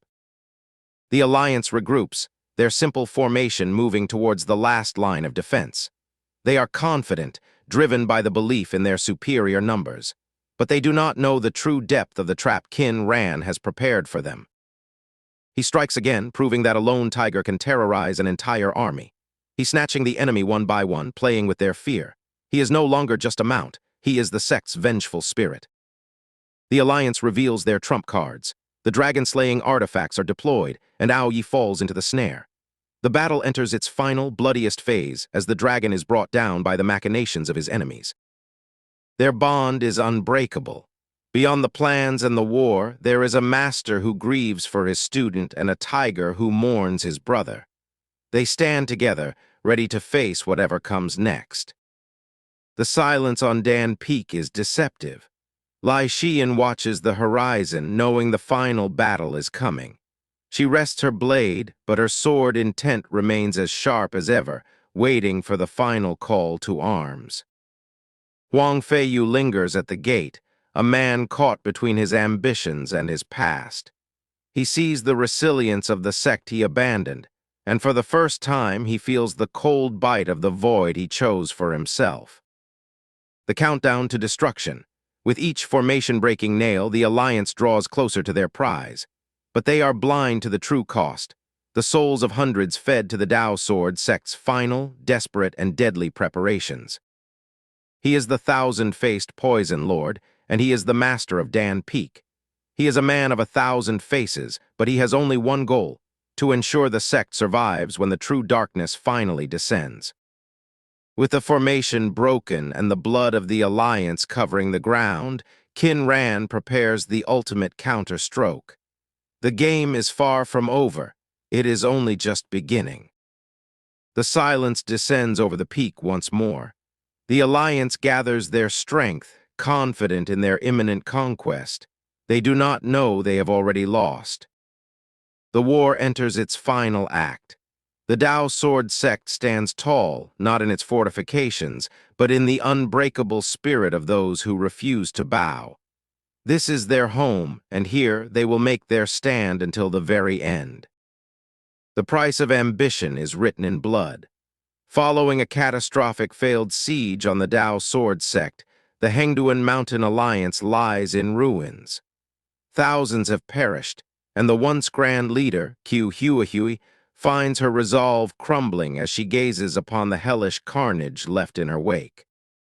Sun Yicheng, ever the shadow, feeds the flames of the sect leader's doubt with cold logic. He reminds her that war is an avalanche. Once the stones begin to tumble, there is no stopping until the mountain is leveled and the victims are buried. Regret is silenced. The cold, steel heart of a leader returns. With a final, chilling decree, the order is given: advance, breach the last defenses, and ensure that the man who schemes in the shadows, Qin Ran, never breathes another day. The next dawn breaks, but the path forward is blocked by a singular, breathtaking sight. One man, one sword. Lu Junxing sits high above the sect, his mountain and river sword pulsing with the duality of existence, daring the entire alliance to cross the threshold. Bu Tianming, the fallen star of the boundless sword sect, leaps forward. He is a man broken by loss, desperate to reclaim the glory of his shattered sword heart. He attacks with the force of chaos itself, hoping to break the mountain river barrier. It is a contest of masters, yet the outcome is decided in a heartbeat. Lu Junxing views the challenge with sorrowful pity. To him, the technique has form, but the man is hollow. With one simple, perfect strike, the conflict ends. A single blow, one strike for the pride of a sect. Bu Tianming is cut down, his ambition and his life ended by the sword of a man who makes the impossible look like a daily routine. Silence reigns on the cloud ship. Watching from afar, Qin Ran is moved. Even for a man as cunning and prepared as him, Lu Junxing's display of power is a reminder of the raw, untamable force of the sword. The path forward is always led by those who can stand alone. Next comes Wu Lan, the sword-holding elder, a man seeking to wash away his past failures with a victory. He dismisses Lu Junxing as a mere child, lacking the seasoning of time. He does not know that against such a talent, age is no shield. The talk ends as quickly as it began. Lu Junxing offers a polite apology for the brevity of their interaction, then delivers a single flick of energy. The elder's sword shatters, his defense crumbles, and he joins the ranks of the fallen. The carnage is efficient, almost clinical. Lu Junxing turns back to the sea of terrified faces, offering a gentle, inviting smile to the next challenger. The fear that was once a creeping dread now grips the alliance like a frozen claw. Desperation breeds the strangest tactics. An emaciated, skeletal warrior approaches, offering not a challenge, but a final bitter curse. He is a vessel of something far darker than mere sword skill, a shadow born from the depths of a dark sect. It was never meant to be a fight. The old man detonates his own core not to kill, but to release a weapon. A toxic, ethereal mist begins to spread, ignoring the laws of wind and sword energy, seeping slowly toward the 5 peaks. The trap is sprung. This is no ordinary poison, but a complex, ancient brew of death. Lu Junxing finds his physical form turning against him, his strength leaking away even as his spirit remains defiant. He refuses to step back. Qin Valley reveals its final, desperate ace. A nascent soul cultivator, trained from birth as a living poison, has been sacrificed to cripple the sect's greatest defender. Qin Ran looks on, knowing the true battle for the sect's survival has shifted from blade to vial. The final stage of the ritual begins. Sacrificing 8 nascent soul cultivators, the Alliance summons an echo of the past, an ancient sword immortal. A force of the divine transformation realm descends, its blade aimed at a weakened, poisoned Lu Junxing. The phantom strikes. Each blow lands with the weight of mountains, yet Lu Junxing, though racked with agony and blood, holds his ground. He is the barrier between his sect and annihilation, and he will not move a single inch. With the shield cracking, the dam breaks. The remaining forces of the Hengduan Mountain Alliance surge forward like a tide of locusts. They are broken, terrified, and desperate, yet their sheer numbers threaten to overwhelm the defenders of the Dao Sword sect. He chooses to face them all. With his remaining breath, Lu Junxing paints the world. A scroll of mountains and rivers manifests, trapping the charging thousands within a canvas of lethal sword energy. He is fighting the world alone. Qin Ran provides the only relief available, a temporary suppression of the toxins. It is not a cure, merely a stay of execution. Lu Junxing accepts it with a grim smile, knowing that every second bought is a victory for his sect. Even a dying god can be wounded. Lu Junxing turns the phantom's own weapon against it. He walks the blade, turning the ancient energy into his own canvas, dismantling the phantom's form until it is nothing more than fading smoke. In a flicker of shifting fates, existence itself warps. Shiyu awakens, not in the life he knew, but in a world of beasts and masters. His old life is gone, replaced by the memories of a high schooler in a land of trainers. Back on the battlefield, the Kangjiang sect leader finds himself trapped in the painted world of steel. His muscles scream as he tries to smash his way through the mountains of sword energy, watching his own disciples being carved away by the relentless blade wind. The alliance is crumbling, but Qiu Huahui will not stop. She forces the remaining soldiers to ingest blood-spirit pills, sacrificing their vitality for one last surge of power. The cloud ship rams forward, a gargantuan battering ram of greed and desperation. One final, devastating stroke. The cloud ship, the symbol of the Alliance's might, is severed as if it were parchment. It collapses, a giant dying in the dirt as the master swordsman stands swaying in the air, his body finally reaching its breaking point. Just as the darkness closes in, a flicker of light remains. Lai Xian intervenes, a nascent soul formed in the heat of conflict. She whisks the broken master away, returning him to the safety of Dan Peak as the enemy resumes their charge. The final stand begins. There is no more hiding behind barriers. Lai Xian, Tian Wenjin, and the others rise to meet the invaders. The sky erupts into a melee, a final, brutal collision of steel and will. The secret engine of the sect's power hums in the square. Dong Zhongyuan maintains the genius's ranking, pouring every drop of his focus into magnifying the combat prowess of his peers. The weight of the entire sect's survival rests on his trembling shoulders. The trap is set. Sun Yicheng delivers what he thinks is the killing blow to Qin Ran. But in the shadow of the poison barrier, the man he pierces isn't just a victim, he's a revelation. Qin Ran, unbothered, begins the final, psychological dismantling of his enemy. Inside the sacred ground, the rot is exposed. Hideo Guang, blinded by ambition and the false promises of the valley, has betrayed everything.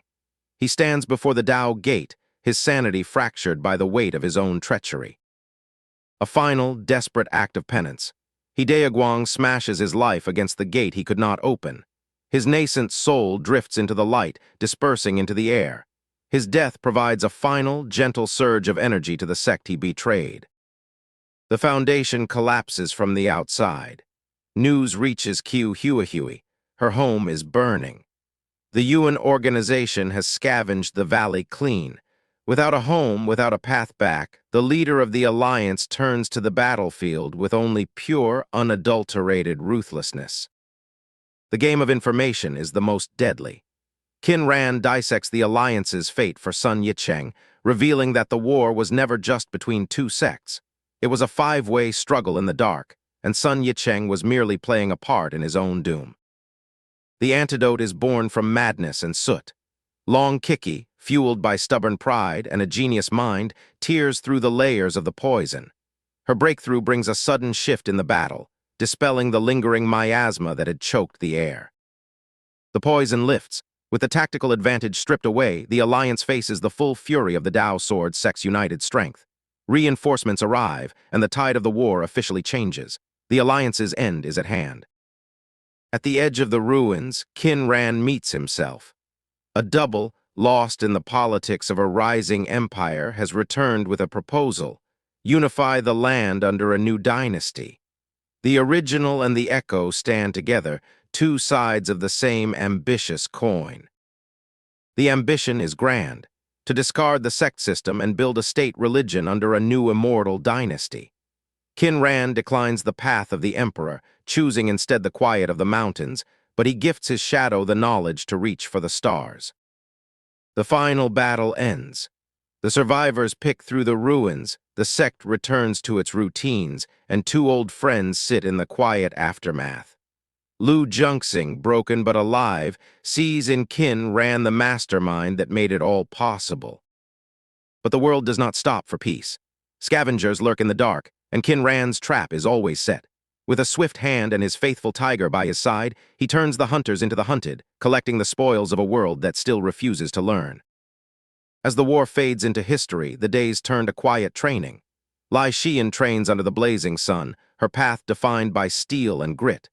She is a woman carved from light and blade, and Qin Ran, watching, knows that his true treasure is here. A soft moment in a hard world. They speak of the future, of children, and of the lives they will build when the blade is finally put away. In the arms of the one he loves, the thousand-faced poison lord forgets the shadows of the past. The peace is but a breath before the next storm. The boundless sword sect looms on the horizon, preparing for a war of resources, of pills, and of influence.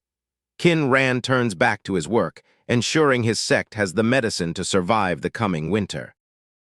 Ambition is a poison more potent than any in Qin Ran's laboratory. Tao Ran, lured by the promise of the Lingnan immortal sect, walks into a darkness from which there is no return. He seeks a path to immortality, but finds only a grave. The final loose end is tied. Huang Feiyu, the traitor, stands trapped in the demon-sealing array. There is no negotiation, no mercy. In this world, those who break the bond of sect are left with nothing but the silence of the earth. The Tao Sword sect stands, and the war continues. Winter has arrived, and for the disciples of Dan Peak, it is a time of quiet reflection. Lu Junxing, his wounds finally healed after the great battle, prepares to leave the safety of the sect to seek new meaning in the world. With a gesture of camaraderie, Qin Ran gifts Lu Junxing a jar of fine wine, a toast to the unknown path ahead. Lu Junxing, once a man on the brink of death, finds his spirit reignited by the spirit of the brew. As the night deepens and the cold wind howls, Lu Junxing sets off, his steps steady despite the heavy snow. He leaves behind the comfort of the mountain, searching for a defeat that will forge a stronger heart. Intoxicated by the weight of memory and the warmth of the wine, Qin Ran collapses, only to be caught by his devoted disciple. Lai Xian carries her master through the winter night, a silent promise of eternal loyalty. Morning sunlight filters through the frosted windows, finding Qin Ran battling the aftermath of the night's indulgence. A simple bowl of hangover soup, prepared by Lai Xian, offers the only respite from the lingering headache. Stepping out into the crisp air, Qin Ran finds Dong Zhongyuan mesmerized by the frozen waterfall, his gaze locked on the elegant Tushan Yaoyu. A lesson in the art of pursuit and self-worth begins on the snowy banks. With a few sharp words of wisdom, Qin Ran shatters Dong Zhongyuan's passive delusions. It is time for the young man to leave the mountain and discover his own path, rather than pining for an impossible shadow. Tushan Yaoyu, ever observant, challenges Qin Ran's expertise in the matters of the heart. He admits the truth, that true love is a rare, reciprocal bond, unlike the one-sided pining he just criticized. In the shadow of the boundless sword sect, we find Nangong Xin, a brilliant but outcast alchemist. A man forgotten by his former home and utilized by his enemies, he lingers on the precipice of a broken life. Qin Ran approaches the lonely scholar, recognizing the hidden depth behind the man's disheveled exterior. Here lies a broken spirit with a master's understanding of alchemy, waiting for a spark to ignite a new ambition. The two alchemists discuss the nature of power. Qin Ran, ever the schemer, sows the seeds of rebellion, urging Nanggongzin to move beyond mere survival and transform his knowledge into a force that can reshape the world. Tensions rise within the Boundless Sword sect as pride clashes with pragmatism. Sword immortal Kong Xuan, disgusted by the influence of foreign alchemists, begins to rally the traditionalists to purge the sect of their influence. Far from the land, Qin Ran drifts in the vast, salt-laden embrace of the sea. After the chaos of the battle at Dragon Whale Island, he seeks the clarity that only the endless horizon can provide. The sea has done its work. Calm and centered, Qin Ran returns to the desolate island he once marked. His strength has grown, and with the mastery of his own mind, he is ready to claim his place in the Tianlin Sea region. He arrives at Demon Island, a lawless den of pirates and scoundrels. Disguised in local garb, he moves through the marketplace to gather the tools and supplies needed to build his future sanctuary. The Yuan organization has been watching. Just as Qin Ran attempts to leave, he is intercepted by 5 hulking brutes intent on kidnapping him, unaware that they are facing a power far beyond their comprehension. The leader strikes, but Qin Ran does not flinch. With a single, devastating movement, he dismantles their weapons and sends the assailants flying, his heart heavy with regret that he was forced to resort to violence. Why, he asks, must this world always push him to fight? The onlookers watch in awe, pitying the gentle young man forced to defend his honor against the cruel thugs of the island. Months pass and the barren rock is transformed. With the mountain protecting array finally set, the desolate island is officially claimed. It now bears a name of legend, Pinglai Island. Pinglai Island is now a haven of luxury, a secret retreat for the life he wishes to build. But even in peace, his eyes remain fixed on the horizon, toward the enemies he must eventually confront. The time for evasion is over. Qin Ran steps into the den of the Yuan organization, not as a victim, but as a challenger. He seeks to infiltrate their ranks, to learn their secrets, and to dismantle them from within. With a single thunderous strike, he commands the attention of the branch head, Pang Xuan. The game of wits and power begins, a dangerous dance where one wrong move means death. Qin Ran demands his place within the organization. By challenging their hierarchy, he forces them to acknowledge his worth. The blood contract is signed in 7-colored flames, sealing his entry into a den of snakes. Led by an attendant, Qin Ran delves deep into the mountain, into the heart of the Yuan organization's base. The walls whisper of ancient secrets and trapped souls, a labyrinthine prison of forgotten alchemists. He passes rows of failed alchemists, men whose lives have been reduced to dust by the organization's ruthless efficiency. 2 chances, 2 failures, and then a lifetime of silence, a chilling glimpse of his new reality. He is assigned to the luxury quarters, a stark contrast to the despair below. From his window, the world is serene and beautiful, yet he remains fully aware that he is merely a well-kept bird in a gilded cage. The chief alchemist arrives, a man who smells of decay and excess. He looks at Qin Ran with disdain, unaware that he is staring at the very alchemist who will soon redefine the power dynamics of this base. The Holy Maiden arrives, and the atmosphere in the base shifts instantly. She begins to dance, a ritual that ensnares the minds and spirits of everyone present, turning seasoned alchemists into mindless thralls of lust. She dances toward him, an ethereal figure weaving through the reality of his consciousness. As she closes the distance, her influence threatens to shatter his mental defenses, until the divine essence condensation surges to repel the darkness. The dance concludes, and she approaches him once more. A touch that never lands, a token bestowed like a silent challenge. She leaves behind a seed of chaos that will soon set the base against him. She wanted to provoke them, to force him into the spotlight of their hate. Why? As he turns the token in his hand, he feels the weight of her manipulation, a game he is only just beginning to understand. Under the watchful gaze of the chief, Qin Ran demonstrates the impossible. With ease, he creates pills of supreme grade, shattering the old man's cynicism and securing his position as the unquestionable master of this forge. She returns to him, not as a dancer on the altar, but as a silent guest. She drinks the medicinal tea, a delicate balance of bitterness and healing, unaware that she is drinking from the cup of a man who knows her darkest secret.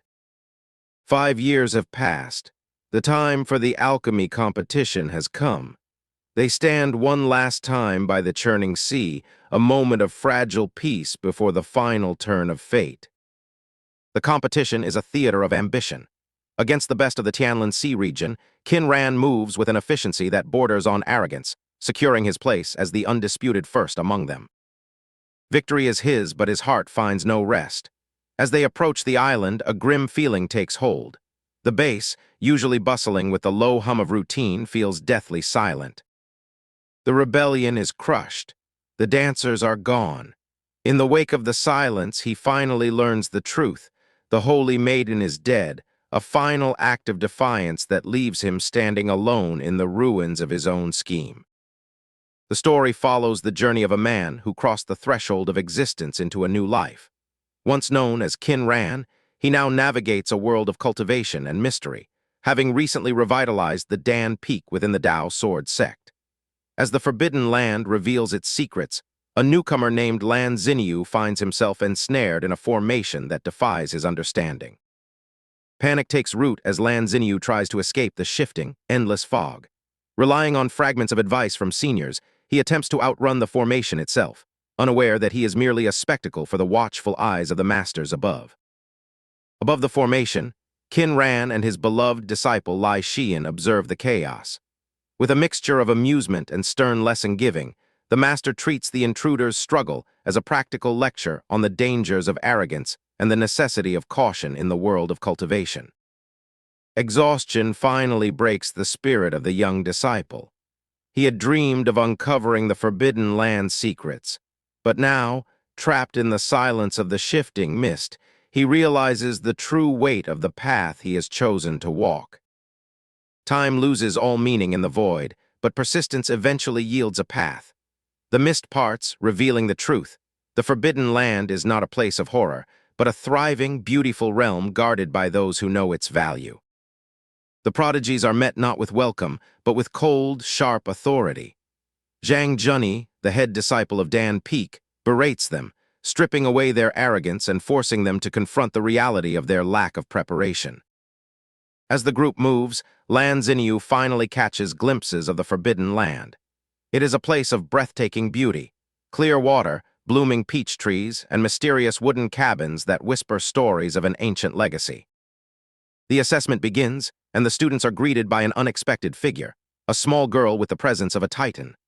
Long Kiki, the true master, scolds them with the ferocity of an ancient elder, exposing their ignorance regarding the foundation of alchemy. The students are weeded out with ruthless efficiency. Long Kiki tears through their exam papers, pointing out fatal errors in pharmacology that could cost lives. One by one, the arrogant prodigies find their pride shattered before the practicals even start. The practical test reveals the master's true expertise. Long Kiki, despite her small form, conducts the alchemy session with vast, deep-seated knowledge. The students watch, mesmerized, as she transforms the chaotic elements into purified spiritual medicine. The mission to obtain Dan Water and Dan Fire begins. The students are horrified to discover their escorts, the legendary Great and Little Demon Kings. Yet, the intimidating presence of the massive white tiger offers a sense of security even to the most trembling heart. With a thunderous roar, the journey begins. The students cling to the tiger's fur as they are launched into the high heavens, leaving the quiet sanctuary of the Forbidden Land for the challenges that lie ahead in the wild. Dan Peak feels empty in their absence. Lai Xian wanders the grounds, finding the beauty of the lake dampened by the passage of time and the absence of familiar laughter. The place is grand, yet she feels a profound sense of isolation. The quiet is broken when her master finds her. His warmth reaches through the gloom, grounding her. In his presence, the weight of the world lifts, replaced by the simple, playful dynamic they have shared for over a decade. The intimate moment is shattered. High above, the Dao Sword sect's guardian mountain formation is being constructed without Qin Ran's knowledge. The realization stings. Trust has been fractured and he has been cast aside. The architect of the new formation arrives to pay respects. Guo Huili, a master of heavenly secrets, finds himself baffled by the brilliance of the existing formation. A dialogue ensues, a clash of minds and philosophies across the table. A deal is struck. Qin Ran trades the foundational knowledge of his mathematical approach to formations for a vulnerability in the rival sex array. It is a loss of immense strategic value, yet necessary to secure his future escape. The plans for departure accelerate.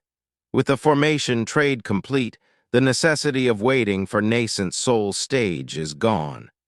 They look toward a horizon that promises both an exit from the sect and the beginning of a life entirely their own. Qin Ran travels across regions, arriving in the Lingnan region under the guise of an alchemist named Lai Feiyu. He steps into the headquarters of the organization he intends to dismantle, wearing a mask of polite compliance. The hierarchy of the organization is revealed. Young Master Yang enters, exuding an aura of dangerous arrogance. Qin Ran bows his head, playing the role of the humble specialist while his mind works to decode the threat this man poses. Provocation is met with a display of mastery. Qin Ran reveals his divine essence condensation, silencing the doubt in young Master Yang's eyes with cold, hard skill. The power play shifts, turning a hostile interrogation into a tense, calculated dance. The banquet ends, leaving behind a trail of suspicion. Young Master Yang sees through the facade, sensing an adversary, while Qin Ran remains calm, confident that his own game of shadows is the far superior one. Back at Dan Peak, life continues under the tutelage of the Master. Qin Ran teaches the disciples that alchemy is not just about herbs and heat, but a deep understanding of the human vessel, linking all paths of cultivation into one. The atmosphere of intellectual rigor is shattered by the return of the great Demon King. Chasing the wind and lion arrive, battered but triumphant, bearing the spoils of a dangerous adventure, a testament to their chaotic loyalty. The reunion is cut short by the furious wrath of Lai Xian. Her star sword Kai lights up the sky, forcing the great Demon King to flee. The disciples watch in awe, realizing the most terrifying master of all is the one who wields the sword with motherly intent. Time slips by in the Lingnan region. Qin Ran lives a life of careful, calculated normalcy, observing the surveillance while waiting for the signal. He hums poetry in the night, a lone traveler biding his time. The signal finally comes. Under the starlit canopy, the peaceful facade drops. The time for waiting is over, the time for action, for dismantling the power structures, and for reuniting the fragments of his existence has arrived. By the Kang River, the three selves convene. They are one mind in three bodies, fragmented across empires and organizations. They map out the strategy to unify the land of immortal legacy and shatter the forces standing in their way. Step by step, the plan takes form: consolidate the mountains, balance the powers, and forge an immortal dynasty. They are the masterminds of a grand game, playing both sides, determining the destiny of an entire region. The gears of war begin to turn. The Boundless Sword Sect faces internal collapse, and the Tao Sword Sect strikes with the precision of a master. The disciples, new to the path of alchemy, watch with a mix of longing and awe as the sect charges into battle. The battle is won.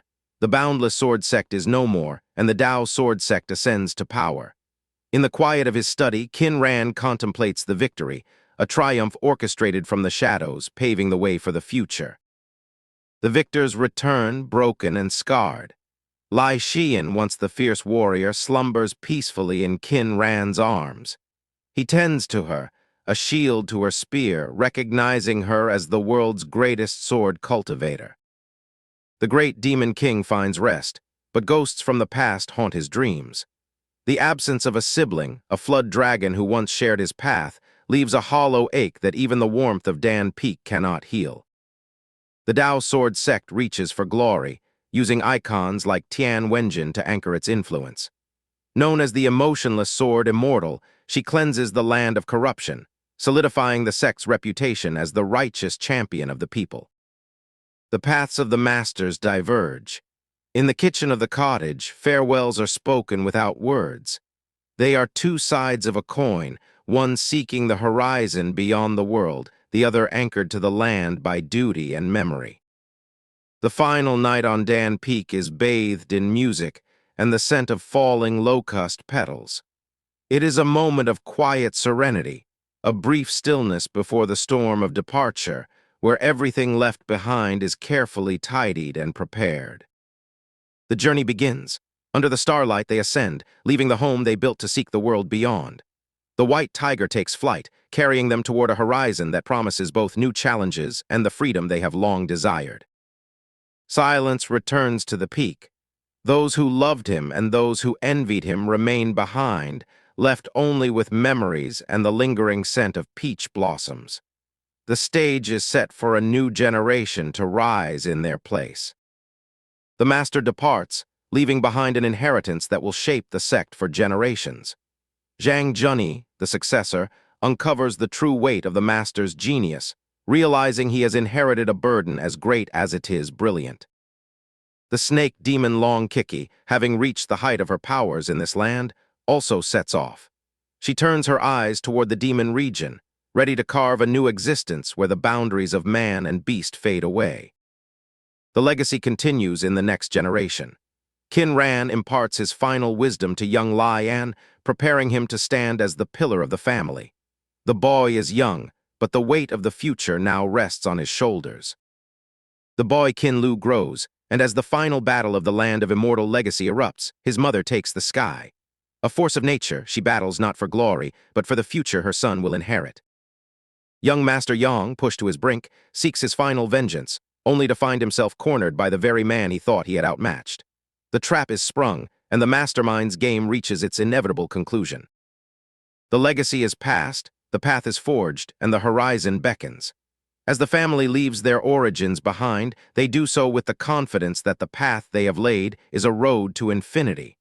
The story of the land of immortal legacy concludes, but the journey to the stars has just begun.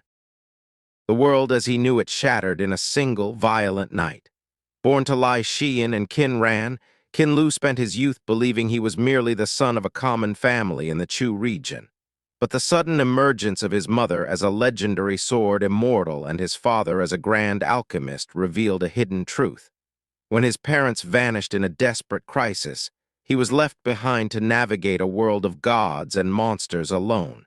Now, at 16, he picks up his father's sword, determined to shoulder the duty of finding them. Seeking answers, Qin Lu turned to his uncle, Lai Xian, for guidance. To his uncle's shock, Qin Lu proved to be a prodigy of terrifying proportions. With nothing but crude sketches of sword techniques, he mastered the art of flight in mere heartbeats. Realizing that the games his parents played were far beyond mortal comprehension, he set out toward the Dao sword sect, unknowingly embarking on a journey that would turn him into a pawn in a much larger, darker game. Months of hardship and brutal combat honed Qin Lu into a hardened warrior. Upon reaching the gates of the Dao sword sect, he was greeted not with open arms, but with cold suspicion. It was Dong Zhongyuan who recognized the bloodline he carried and ushered him into the lion's den. He warned Qin Lu of the dangers ahead, urging him to conceal his true identity from the sect leader Gu Yuiming and the peak chief Zhang Junyi, as they were enemies of his shadow-cloaked father. As Qin Lu climbed the ranks, he discovered a cruel irony. His father's reach was infinite. Whether it was a clone within the sect or the enigmatic Xuanqin chief minister in the imperial court, they were all pieces of a design he could not escape. Qin Lu realized he was merely the catalyst meant to break a stalemate in a grand game of power, sacrificed to the political machinations of empires and dynasties, all while being used as a pawn by his own blood. 600 years of searching had finally reached its end. Across the 960 domains, Qin Lu had pursued ghosts and incarnations, only to find the original standing before him, laughing at the absurdity of it all. The boy who was forced to grow up in the shadow of giants finally understood that his journey was never meant to be a simple quest, but a life lived to its fullest. Bound by love and tempered by betrayal, the family finally united, walking off into the vast, shimmering void beyond the heavens.